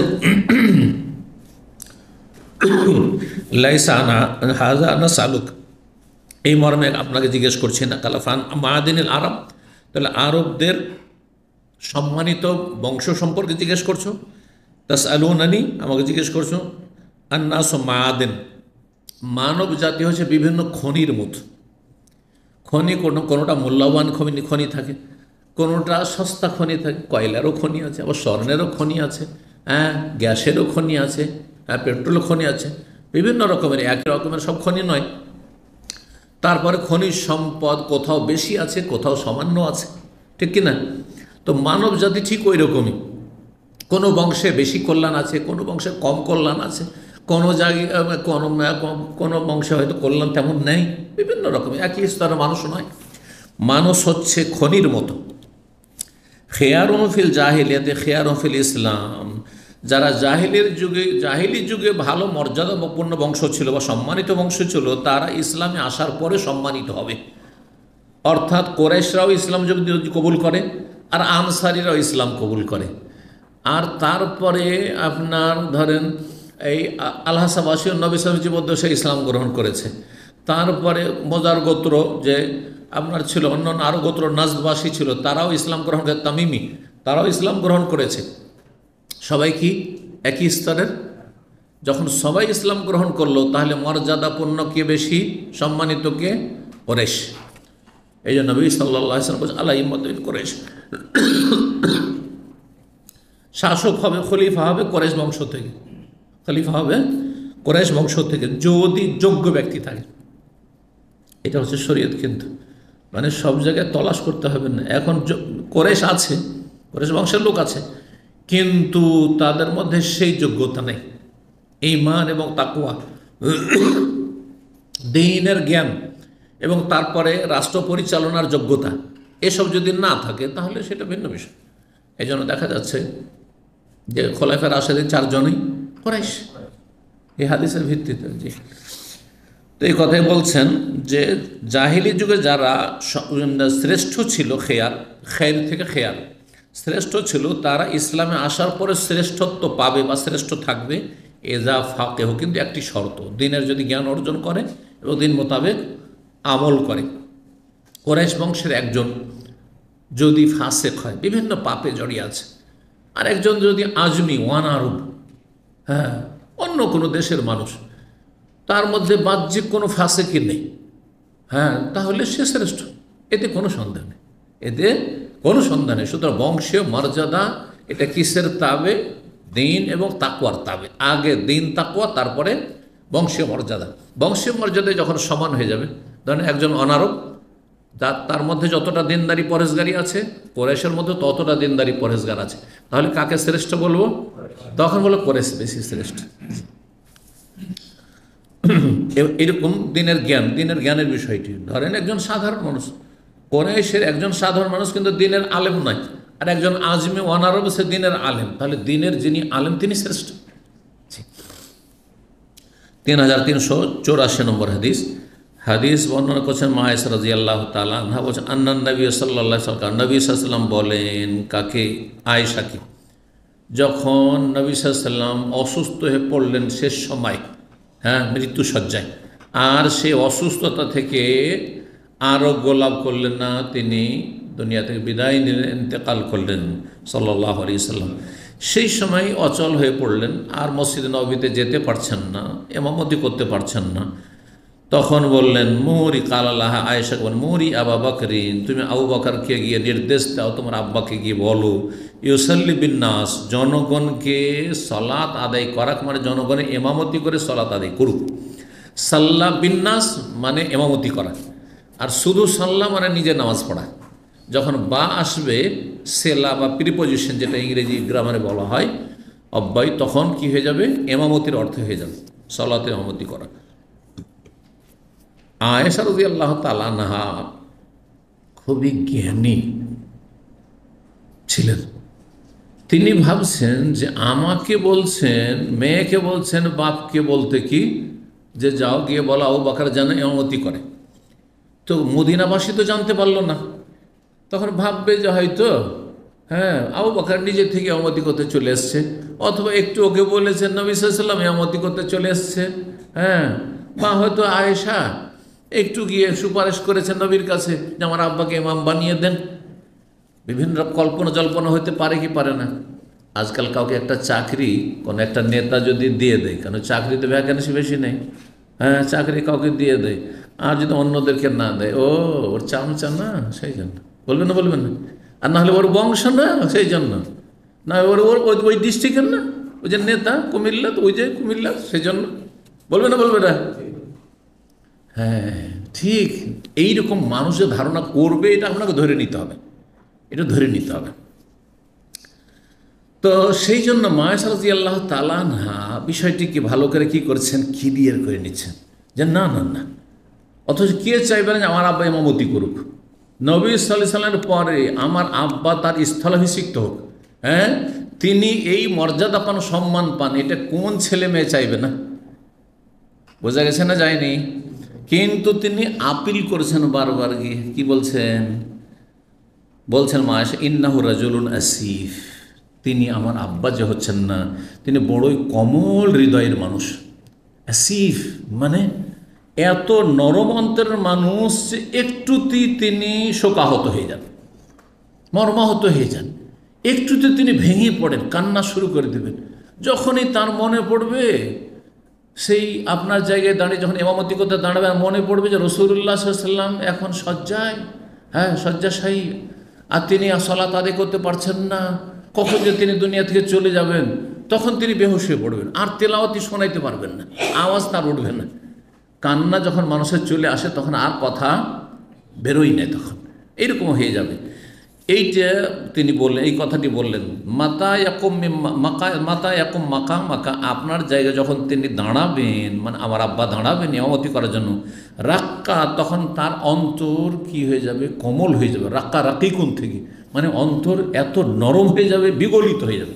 রাক্কা মানে বিগলিত হয়ে যাবে, তার হৃদয় বিগলিত হয়ে যাবে। আর তারপরে কান্না শুরু করে দেবেন। তেলাওয়াত কি করে করবেন তিনি, সূরা কি করে পড়বেন, পারবেন না তো। ফাআদা, নবী সাল্লাল্লাহু আলাইহি ওয়াসাল্লাম বলছেন যাও গিয়ে বলো তোমার আব্বাকে। ফাআদাত, আবার তিনি আপিল করছেন যে আর কাউকে বলেন, ইয়া রাসূলুল্লাহ আমার আব্বা পারবেন না। বরং অন্য হাদিসে বিস্তারিত রয়েছে, ইয়া রাসূলুল্লাহ ওমারের অন্তরটা খুব শক্ত, উনি সামলে নিতে পারবেন, ওমারকে বলেন ইমামতি করতে। ওটা কি অন্তর থেকে বলেছেন? কখনো চাইবেন না আমার আব্বা ইমামতি না করে মুক্তাদি হোক, আর মসজিদ নববীর আর ওমার ইমাম হোক, কে চাইবে এই কথা? তার আসলে অন্তর থেকে চাননি, কিন্তু বিষয়টি কী করতে চাইছেন, ক্লিয়ার করে নিতে চাইছেন, যাতে কারো কোনো আপত্তি না থাকে। তারপর রাফেজি শিয়াদের আপত্তি, আলী কেন প্রথম খলিফা হইল না? ঠিক কিনা? পথভ্রষ্টের অন্তর বাঁকা। আল্লাহ জাহান্নামের কিছু ইন্ধন তৈরি করবে, জাহান্নাম তো ভর্তি করতে হবে আল্লাহকে, এই কাফের দিয়ে জাহান্নাম ভর্তি হবে না, দুনিয়ার যত বিজাতি কাফের আছে। সুতরাং মুসলিম সমাজের পথভ্রষ্ট বিভিন্ন ফিরকা 73-72টা দিয়ে জাহান্নাম তখন পূর্ণ হবে। জি, তো আবার পুনরায় তিনি সে কথাই বলছেন, কালা সবস্য বলছে কালা ফিস সাল, তৃতীয়বার অথবা চতুর্থবার, 3-4বার করে এরকম বারবার কি করছেন, আয়েশা আপিল করছেন, ইয়া রাসূলুল্লাহ আর কাউকে বলেন, ওমরকে বলেন, আমার আব্বা পারবেন না। তখন নবী সাল্লাল্লাহু আলাইহি ওয়াসাল্লাম বলছেন, ইন্না কুন্না সাওয়াহিব ইউসুফ, তোমরা তো ইউসুফ আলাইহিস সালামের সঙ্গিনীদের মতো। ইউসুফ আলাইহিস সঙ্গিনী বলতে এখানে রূপক অর্থে বলা হয়েছে, মানে ইউসুফ আলাইহিস সালাম কথা, জোলেখার কথা বলা হয়নি। ইউসুফ আলাইহিস সালামের জন্য যেই মহিলা জোলেখা, যার নাম বলা হয়েছে, হাদিসে আসেনি, জোলেখা নামটি তাফসীর কিতাবাতে আছে, হইতে পারে নাও হইতে পারে। মোট কথা ইমরাতুল আজিজ, কোরআনে কি রয়েছে, আজিজের স্ত্রী, আজিজের স্ত্রী মানে দেশের মেসরের শাসকের স্ত্রী, তো রানী। তো ওই রানীর এরা বান্ধবী ছিল, যাদেরকে ওই রানী কি করেছিল, দাওয়াত করেছিল। কেন দাওয়াত করেছিল? ফল খাওয়ার। বাড়িতে কেন দাওয়াত করলো? যাতে করে জোলেখাকে সবাই তিরস্কার করত, যে তুমি কত পাগলি, কত অধম, তুমি বাড়ির একটা চাকর কৃতদাস, তার জন্য তুমি পাগল হয়ে গেছ, তার প্রেমে তুমি ডুবে গেছ। এটা কেমন বেমানান না, যে একটা রানী, একটা বাড়ির একটা চাকর, তাও কৃতদাস চাকর, বললাম, তার জন্য পাগল হয়ে যাবে। সবাই তাকে ভর্ৎসনা দেয়, তিরস্কার করে।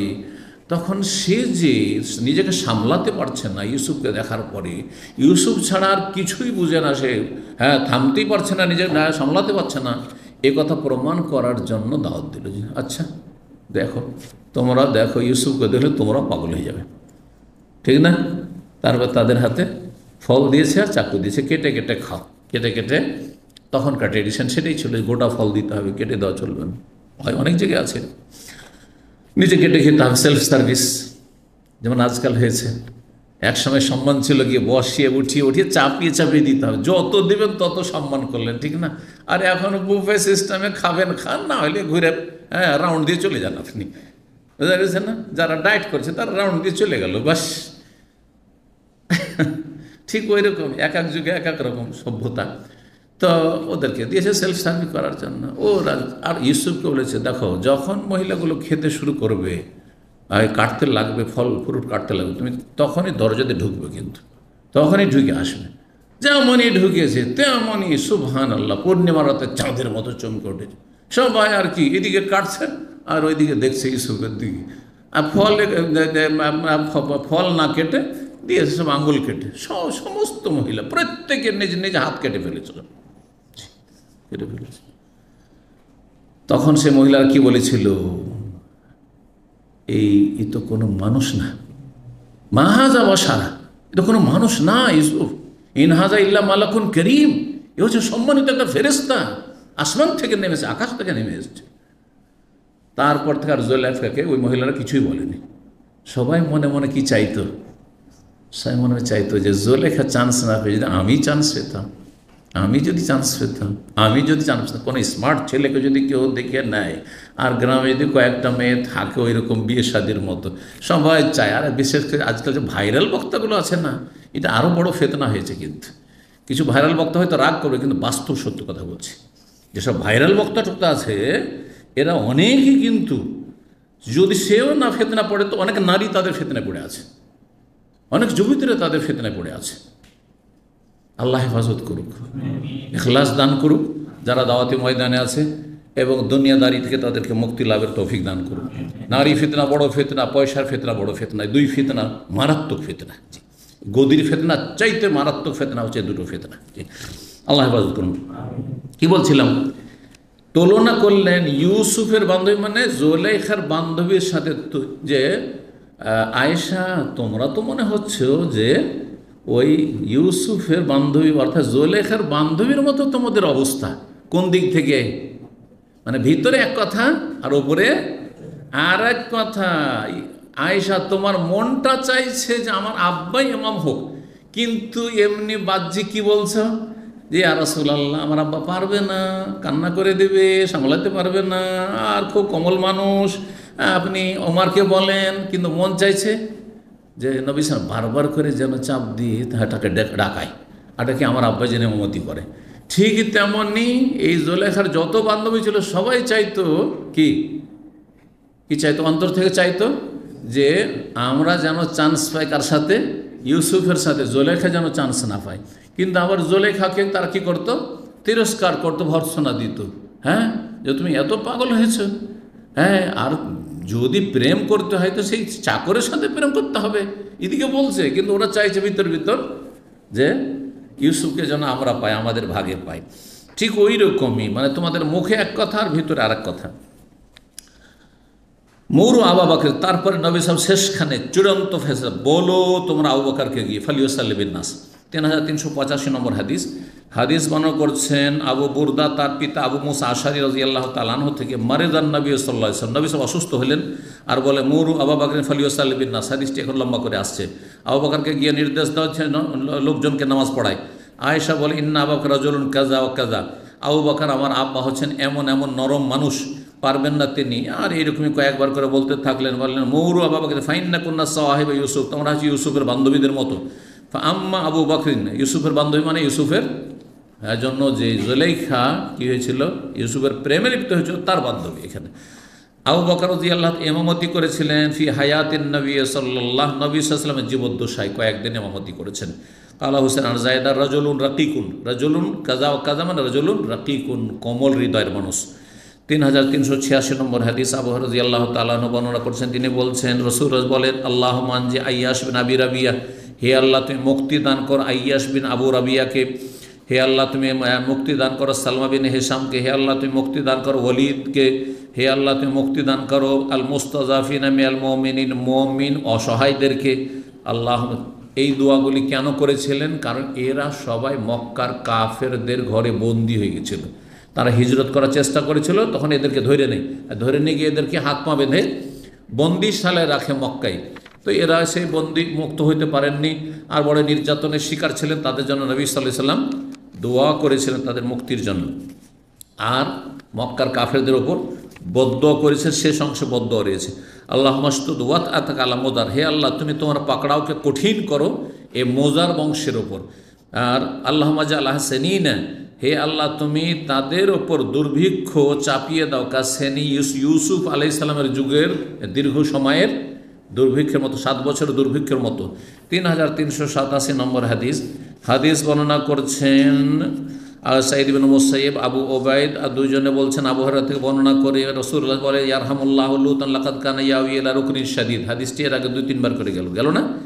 আল্লাহ রহম করে লূত আলাইহিস সালামের ওপর, তিনি বড় মজবুত স্থলে আশ্রয় নিতেন, মানে আল্লাহর কাছে সবসময় আশ্রয় নিতেন, কিন্তু তিনি একবার তার বংশের কথা উদ্দেশ্য করে বলেছেন অসহায় অবস্থা, আল্লাহ লাবেস্ত ফিসিজনে মা লাবেসা ইউসুফ, যতদিন ইউসুফ আলাইহিস সালাম জেলে ছিলেন ততদিন যদি আমি জেলে থাকতাম, সুম্মা আতানির দায়, তারপরে যদি আমার কাছে আহ্বায়ক আসতো লাজাব, তো তার ডাকে আমি সাড়া দিতাম। 3388 নম্বর হাদিস লম্বা রয়েছে, তবে সেরে নেওয়া যেতে পারে হাদিসটি, আমার মনে হয় এটা খুব লম্বা নয়, তাই না?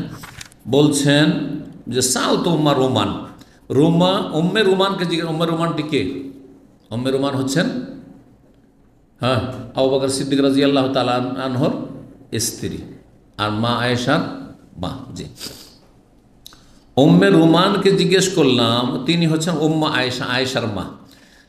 লাম্মা কিলা ফিহা মা কিলা, যখন বলা হয়েছিল আয়েশা রাদিয়াল্লাহু তাআলা আনহা সম্পর্কে যা বলার, মানে তার উপর মিথ্যা অপবাদ দেওয়া হয়েছিল। কারা মিথ্যা অপবাদ দিয়েছিল? কুকাজের ব্যভিচারের অপবাদ দিয়েছিল মদিনার মুনাফিকরা। মদিনার ইবনে মুনাফিক তাওয়াল্লা কিবরা হুসুরা নূরে রয়েছে, তার মুখ্য ভূমিকা ছিল। আর তারপরে তাতে 2-1 সাহাবী বিভ্রান্ত হয়েছিল যে হইতেও পারে, মানুষ মাত্রে ভুল হয়, এভাবে অনেক কিন্তু ধার্মিক লোকেরা বিভ্রান্ত হয়ে যায়। কোনো একজন ভালো মানুষ সম্পর্কে একটা খারাপ অসৎ চরিত্রের লোক, যার হয়তো সেই ভালো মানুষের সাথে, ভালো আলেমের সাথে শত্রুতা আছে, একটা রিউমার ছড়িয়ে দিল, মানে গুজব ছড়িয়ে দিল, আর গুজবটা সম্পর্কে আপনাদের মতো ভালো মানুষ মাশাআল্লাহ দিনদার পরেজগার, কি জানি মানুষ মাত্রে ভুল হইতে পারে, নারী ফিতনা বড় ফিতনা হইতেও পারে, পয়সার ফিতনা বড় ফিতনা হইতেই পারে, আত্মসাৎ করতেই পারে মাদ্রাসা মসজিদের নামে। বলে দিচ্ছেন না অনেক, না বলবেন না, আন্দাজে কোনো কথা ছড়বেন না, না হলে কাবিরা গুনাহে লিপ্ত হবেন। এবং তাদের উপর হদ কায়েম করা হয়েছিল। এই কয়েকজন সাহাবী যারা ছিল, তারা বিভ্রান্ত হয়েছিল, হাসান বিন সাবিত, তারপর মিস্তাহ, জি আবু বকর রাদিয়াল্লাহু আনহু আত্মীয়, এরকম হামনা নামক এক মহিলা, জি হামনা বিনতে জাহাশ, জামিনা বিনতে জাহাশ রাদিয়াল্লাহু তাআলার বোন। তারপরে আল্লাহ তাদের তওবা কবুল করেছেন। জি, ভালো মানুষ অনেক সময় কি হয়ে যায়, বিভ্রান্ত হয়ে যায়। বলছেন বাইনামা আনা মা আয়েশা, বলছেন আমি একসময় আয়েশার সাথে ছিলাম, জালে সাতান, দুজনে বসেছিলাম, মানে মা মেয়ে বসে আছে। ইজ ওয়ালাজাত আলাই ইমরাতুন আল আনসার, হঠাৎ করে আনসারি জনৈক মহিলা বাড়িতে প্রবেশ করলো। কোথায়? আবু বকরের বাড়িতে। মা বেটি বসে আছেন। ওয়াহিয়া তাকুল, এসে বলছে ফাল আল্লাহ বে ফুলান ও ফালা, অমুককে আল্লাহ সর্বনাশ করুক, অমুকের আল্লাহ, অমুককে আল্লাহ শাস্তি দিক। ফাল আল্লাহ মানে আল্লাহ এই করুক, আল্লাহ এই করুক মানে শাস্তি দিক। কাল ফাকুল, তো তখন আমি বললাম, উম্মে রুমান বলছেন, হ্যাঁ আয়েশার মা, লেমা বদদোয়া কেন করছো তুমি, অমুককে আল্লাহ ধ্বংস করুক, অমুককে আল্লাহ শাস্তি দিক, কেমন? কাল, তখন ওই মহিলা বলছে ইন্নাহু নামাজিক আল হাদিস, সে কিন্তু এই মিথ্যা অপবাদের ঘটনার চর্চা করছে, মানে মদিনা একটু একটু করে গুজব ছড়িয়ে গেছে, চর্চা শুরু হয়ে গেছে। ওই যুদ্ধ থেকে আসার সময় যে হার হারিয়ে গেছিল, আর তারপরে যে ঘটনা শুনেছেন না, ইয়া ঘটনা, তো যে ঘটনা যাতে মিথ্যা অপবাদ দেওয়ার সুযোগ পেয়েছিল মুনাফিকরা, তো সেই দোষ চর্চা অমুক করছে সেজন্য। ফাকালাত আয়েশা, আয়েশা বললেন আইয়ু হাদিস, মা আয়েশা এখন পর্যন্ত জানেন না যে আমার সম্পর্কে এরকম গুজব রটিয়ে দেওয়া হয়েছে যে আমি নাকি চরিত্রহীন। নাউজুবিল্লাহ, তিনি জানেন না, তার মা ওই খবর রাখতেন না। প্রথম শুনছেন ওই আনসারি মহিলার কাছে, আর আনসারি মহিলা এসে বদদোয়া দিচ্ছেন ওই লোককে, যেই লোক এই চর্চা করেছে বা যার কাছে এই কথাটি শুনেছে সে। ফাখবারাতহা, কি ব্যাপার? তখন তাকে বলছে, ওই আনসারি মহিলা বলল, তুমি জানো না তোমার সম্পর্কে মদিনায় চর্চা হচ্ছে, নাকি তুমি কুকাজে লিপ্ত হচ্ছে সাফওয়ান বিন মুআত্তালের সাথে। নাউজুবিল্লাহ। কালাত ফাসামিআহু আবু বকর ওয়া রাসূলুল্লাহ সাল্লাল্লাহু আলাইহি ওয়াসাল্লাম, আমার আব্বা আবু বকরও শুনেছেন এবং রাসূলুল্লাহ আমার স্বামীও শুনে নিয়েছেন এই ঘটনা। মানে এইসব ঘটনা তাহলে আমার স্বামী আমার আব্বা এগুলো শুনছেন যে এরকম কথা হচ্ছে। কালাত নাম, হ্যাঁ সব কি খবর আছে, তুমি জানো না? না আমি জানি না। ফাখাররাত মাগশিয়ান আলাইহি, সাথে সাথে তিনি অজ্ঞান হয়ে পড়ে গেলেন। অজ্ঞান হয়ে পড়ে গেলেন কে? মা আয়েশা রাদিয়াল্লাহু ফামা আফাকাত ইল্লা ওয়ালি হুম্মা বিনাফিজিন। তারপরে তার জ্ঞান ফিরল, কিন্তু একেবারে খুব কম্পন সহ জ্বর। এই মারাত্মক যে আঘাত হয়েছে মান ইজ্জত আবরুর ওপর, তাতে মা আয়েশা রাদিয়াল্লাহু তাআলা আনহা তো বেহুশ হয়ে গেলেন, আর হুঁশ আসলো কিন্তু এমন জ্বর যে কম্পনের সাথে থরথর করে কাঁপছেন জ্বরে। আল্লাহু আকবার। ফাজান নবী সাল্লাল্লাহু আলাইহি ওয়াসাল্লাম আসলেন, এসে বলছেন, হাদিসটা সংক্ষেপ করে দেওয়া আছে, না হাদিস অনেক লম্বা হাদিস রয়েছে, একদিনের দার্সে হাদিস শেষ করতে হবে, পুরো 1-1.5 ঘন্টা আলোচনা হবে, আসবে হাদিসটি কোনো এক সময়। নবী সাল্লাল্লাহু আলাইহি ওয়াসাল্লাম আসলেন, এসে বলছেন, মালে হাজিহি, আয়েশার কি হয়েছে, মানে যে জ্বর হয়েছে এই কথা জানেন না। যখন এই কথা নবী সাল্লাল্লাহু আলাইহি ওয়াসাল্লাম শুনেছিলেন, তখন শুধু এতটুকু বলেন, তোমার আব্বার বাড়ি চলে যাও, তুমি একটু যাও রেস্ট করে আসো, কিচ্ছু বলেননি। তুমি চলে যাও বাবার বাড়ি, একটু রেস্ট করো, আরাম করো, যা। বাবার বাড়ি যাওয়া আসা করা এগুলো তো অভ্যাস আছে না আমাদের দেশে। হ্যাঁ, আপনার বিয়ে শাদির পরেও মেয়েরা বাবার বাড়ি যায়, কি বলে আপনাদেরকে, আপনাদের এলাকায় ওইটাকে, হ্যাঁ কি বলা, হ্যাঁ হ্যাঁ আছে বিভিন্ন এলাকায়, আমাদের এলাকায় লাহির করা, লাহির করতে যাও।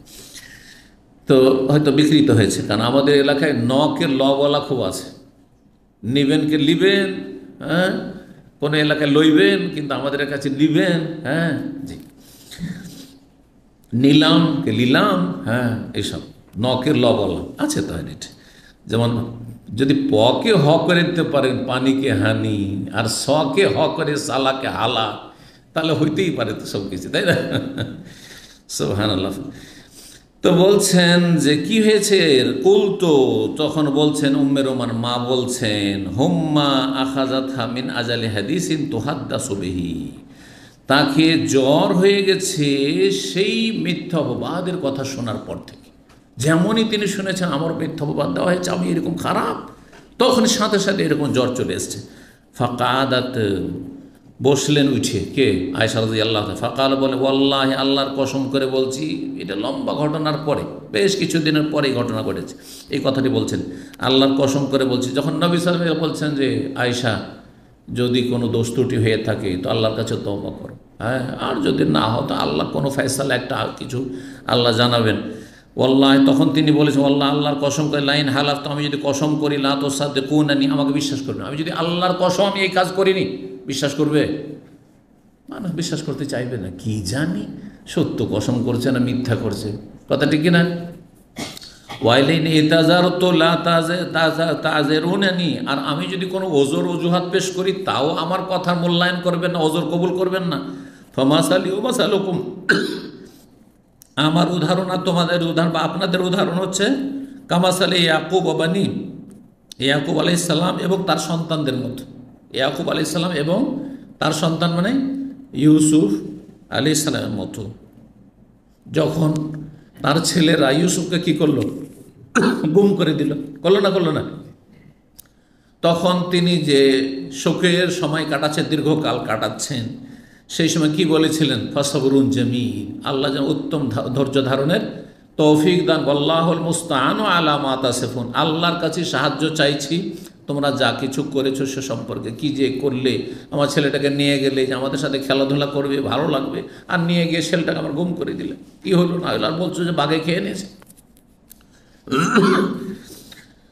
তো আমার উদাহরণটা ওই রকমই, আমি ওইটাই বলছি। যেমন ইয়াকুব অসহায় হয়ে বলেছিলেন যে আল্লাহুল মুস্তাআন, ওই রকমই আল্লাহুল মুস্তাআন আমার উপর মিথ্যা অপবাদ দিয়েছে। কে বলছেন? মা আয়েশা রাদিয়াল্লাহু আনহা। ফান সারাফান নবী, নবী সাল্লাল্লাহু আলাইহি ওয়াসাল্লাম কিছু বললেন না, সেখান থেকে ফিরে গেলেন। তারপর আয়াত নাযিল, ফাআনজালাল্লাহু মা আনজালা, আল্লাহর যা নাযিল করার তা নাযিল করলেন। বেশ কিছু আয়াত সূরা নূরে রয়েছে, প্রায় 14টি আয়াত রয়েছে। আল্লাহ নাযিল, ইন্নাল্লাযীনা জাউ বিল ইফকি উসবাতুম মিনকুম লা তাহসাবুহু শাররাল লাকুম, এইভাবে আয়াতগুলো শুরু হয়েছে। আর তারপরে বেশ কিছু আয়াত রয়েছে। ফাকালা, যখন আয়াতগুলি শোনানো হলো কাকে? আয়েশা রাদিয়াল্লাহু তাআলা আনহাকে, তখন নবী সাল্লাল্লাহু আলাইহি ওয়াসাল্লাম এসে শোনাচ্ছেন যে তোমার সম্পর্কে আয়াতগুলি নাযিল হয়েছে, সূরা নূরের আয়াতগুলি পড়ে শোনাচ্ছেন। তখন উম্মে রুমান বলছেন, মেয়ের মা, যে যাও রাসূলুল্লাহ সাল্লাল্লাহু আলাইহি ওয়াসাল্লাম শুকরিয়া আদায় করো, হ্যাঁ গিয়ে শুকরিয়া আদায় করো। তার শুকরিয়া আদায় করো মানে আল্লাহ শুকরিয়া আদায় করো। আল্লাহ আমাকে সতীসাধ্যী বলে ঘোষণা করেছেন, কোরআনের আয়াত নাযিল করেছেন। আমি তো কল্পনা করিনি যে কোরআনের আয়াত নাযিল হয় আমার সম্পর্কে। আর নবী সাল্লাল্লাহু আলাইহি ওয়াসাল্লাম 1 মাস ধরে আমার কাছে ঘনিয়ে এসে বসছেন না, শুধু এসে জিজ্ঞাসা কেমন আছো, বাস চলে যাচ্ছেন। হ্যাঁ, তার মানে তিনিও দ্বিধাগ্রস্ত, তাহলে তার কেন শুকরিয়া আদায় করবো?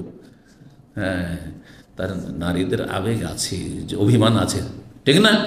যদি দেখা যায় যে স্বামী সেই রকম মূল্যায়ন করছে না, তো অভিমান করা যায়, অভিমান করেছেন। যে মা যখন বলছেন যে যাও নবীর শুকরিয়া আদায় করো, বলছে বিহামদিল্লাহ লা বিহামদি আহাদ, আল্লাহর প্রশংসা, কারো আর প্রশংসা না, কারো আর শুকরিয়া না, আল্লাহর প্রশংসা করবো, আল্লাহর শুকরিয়া আদায় করবো।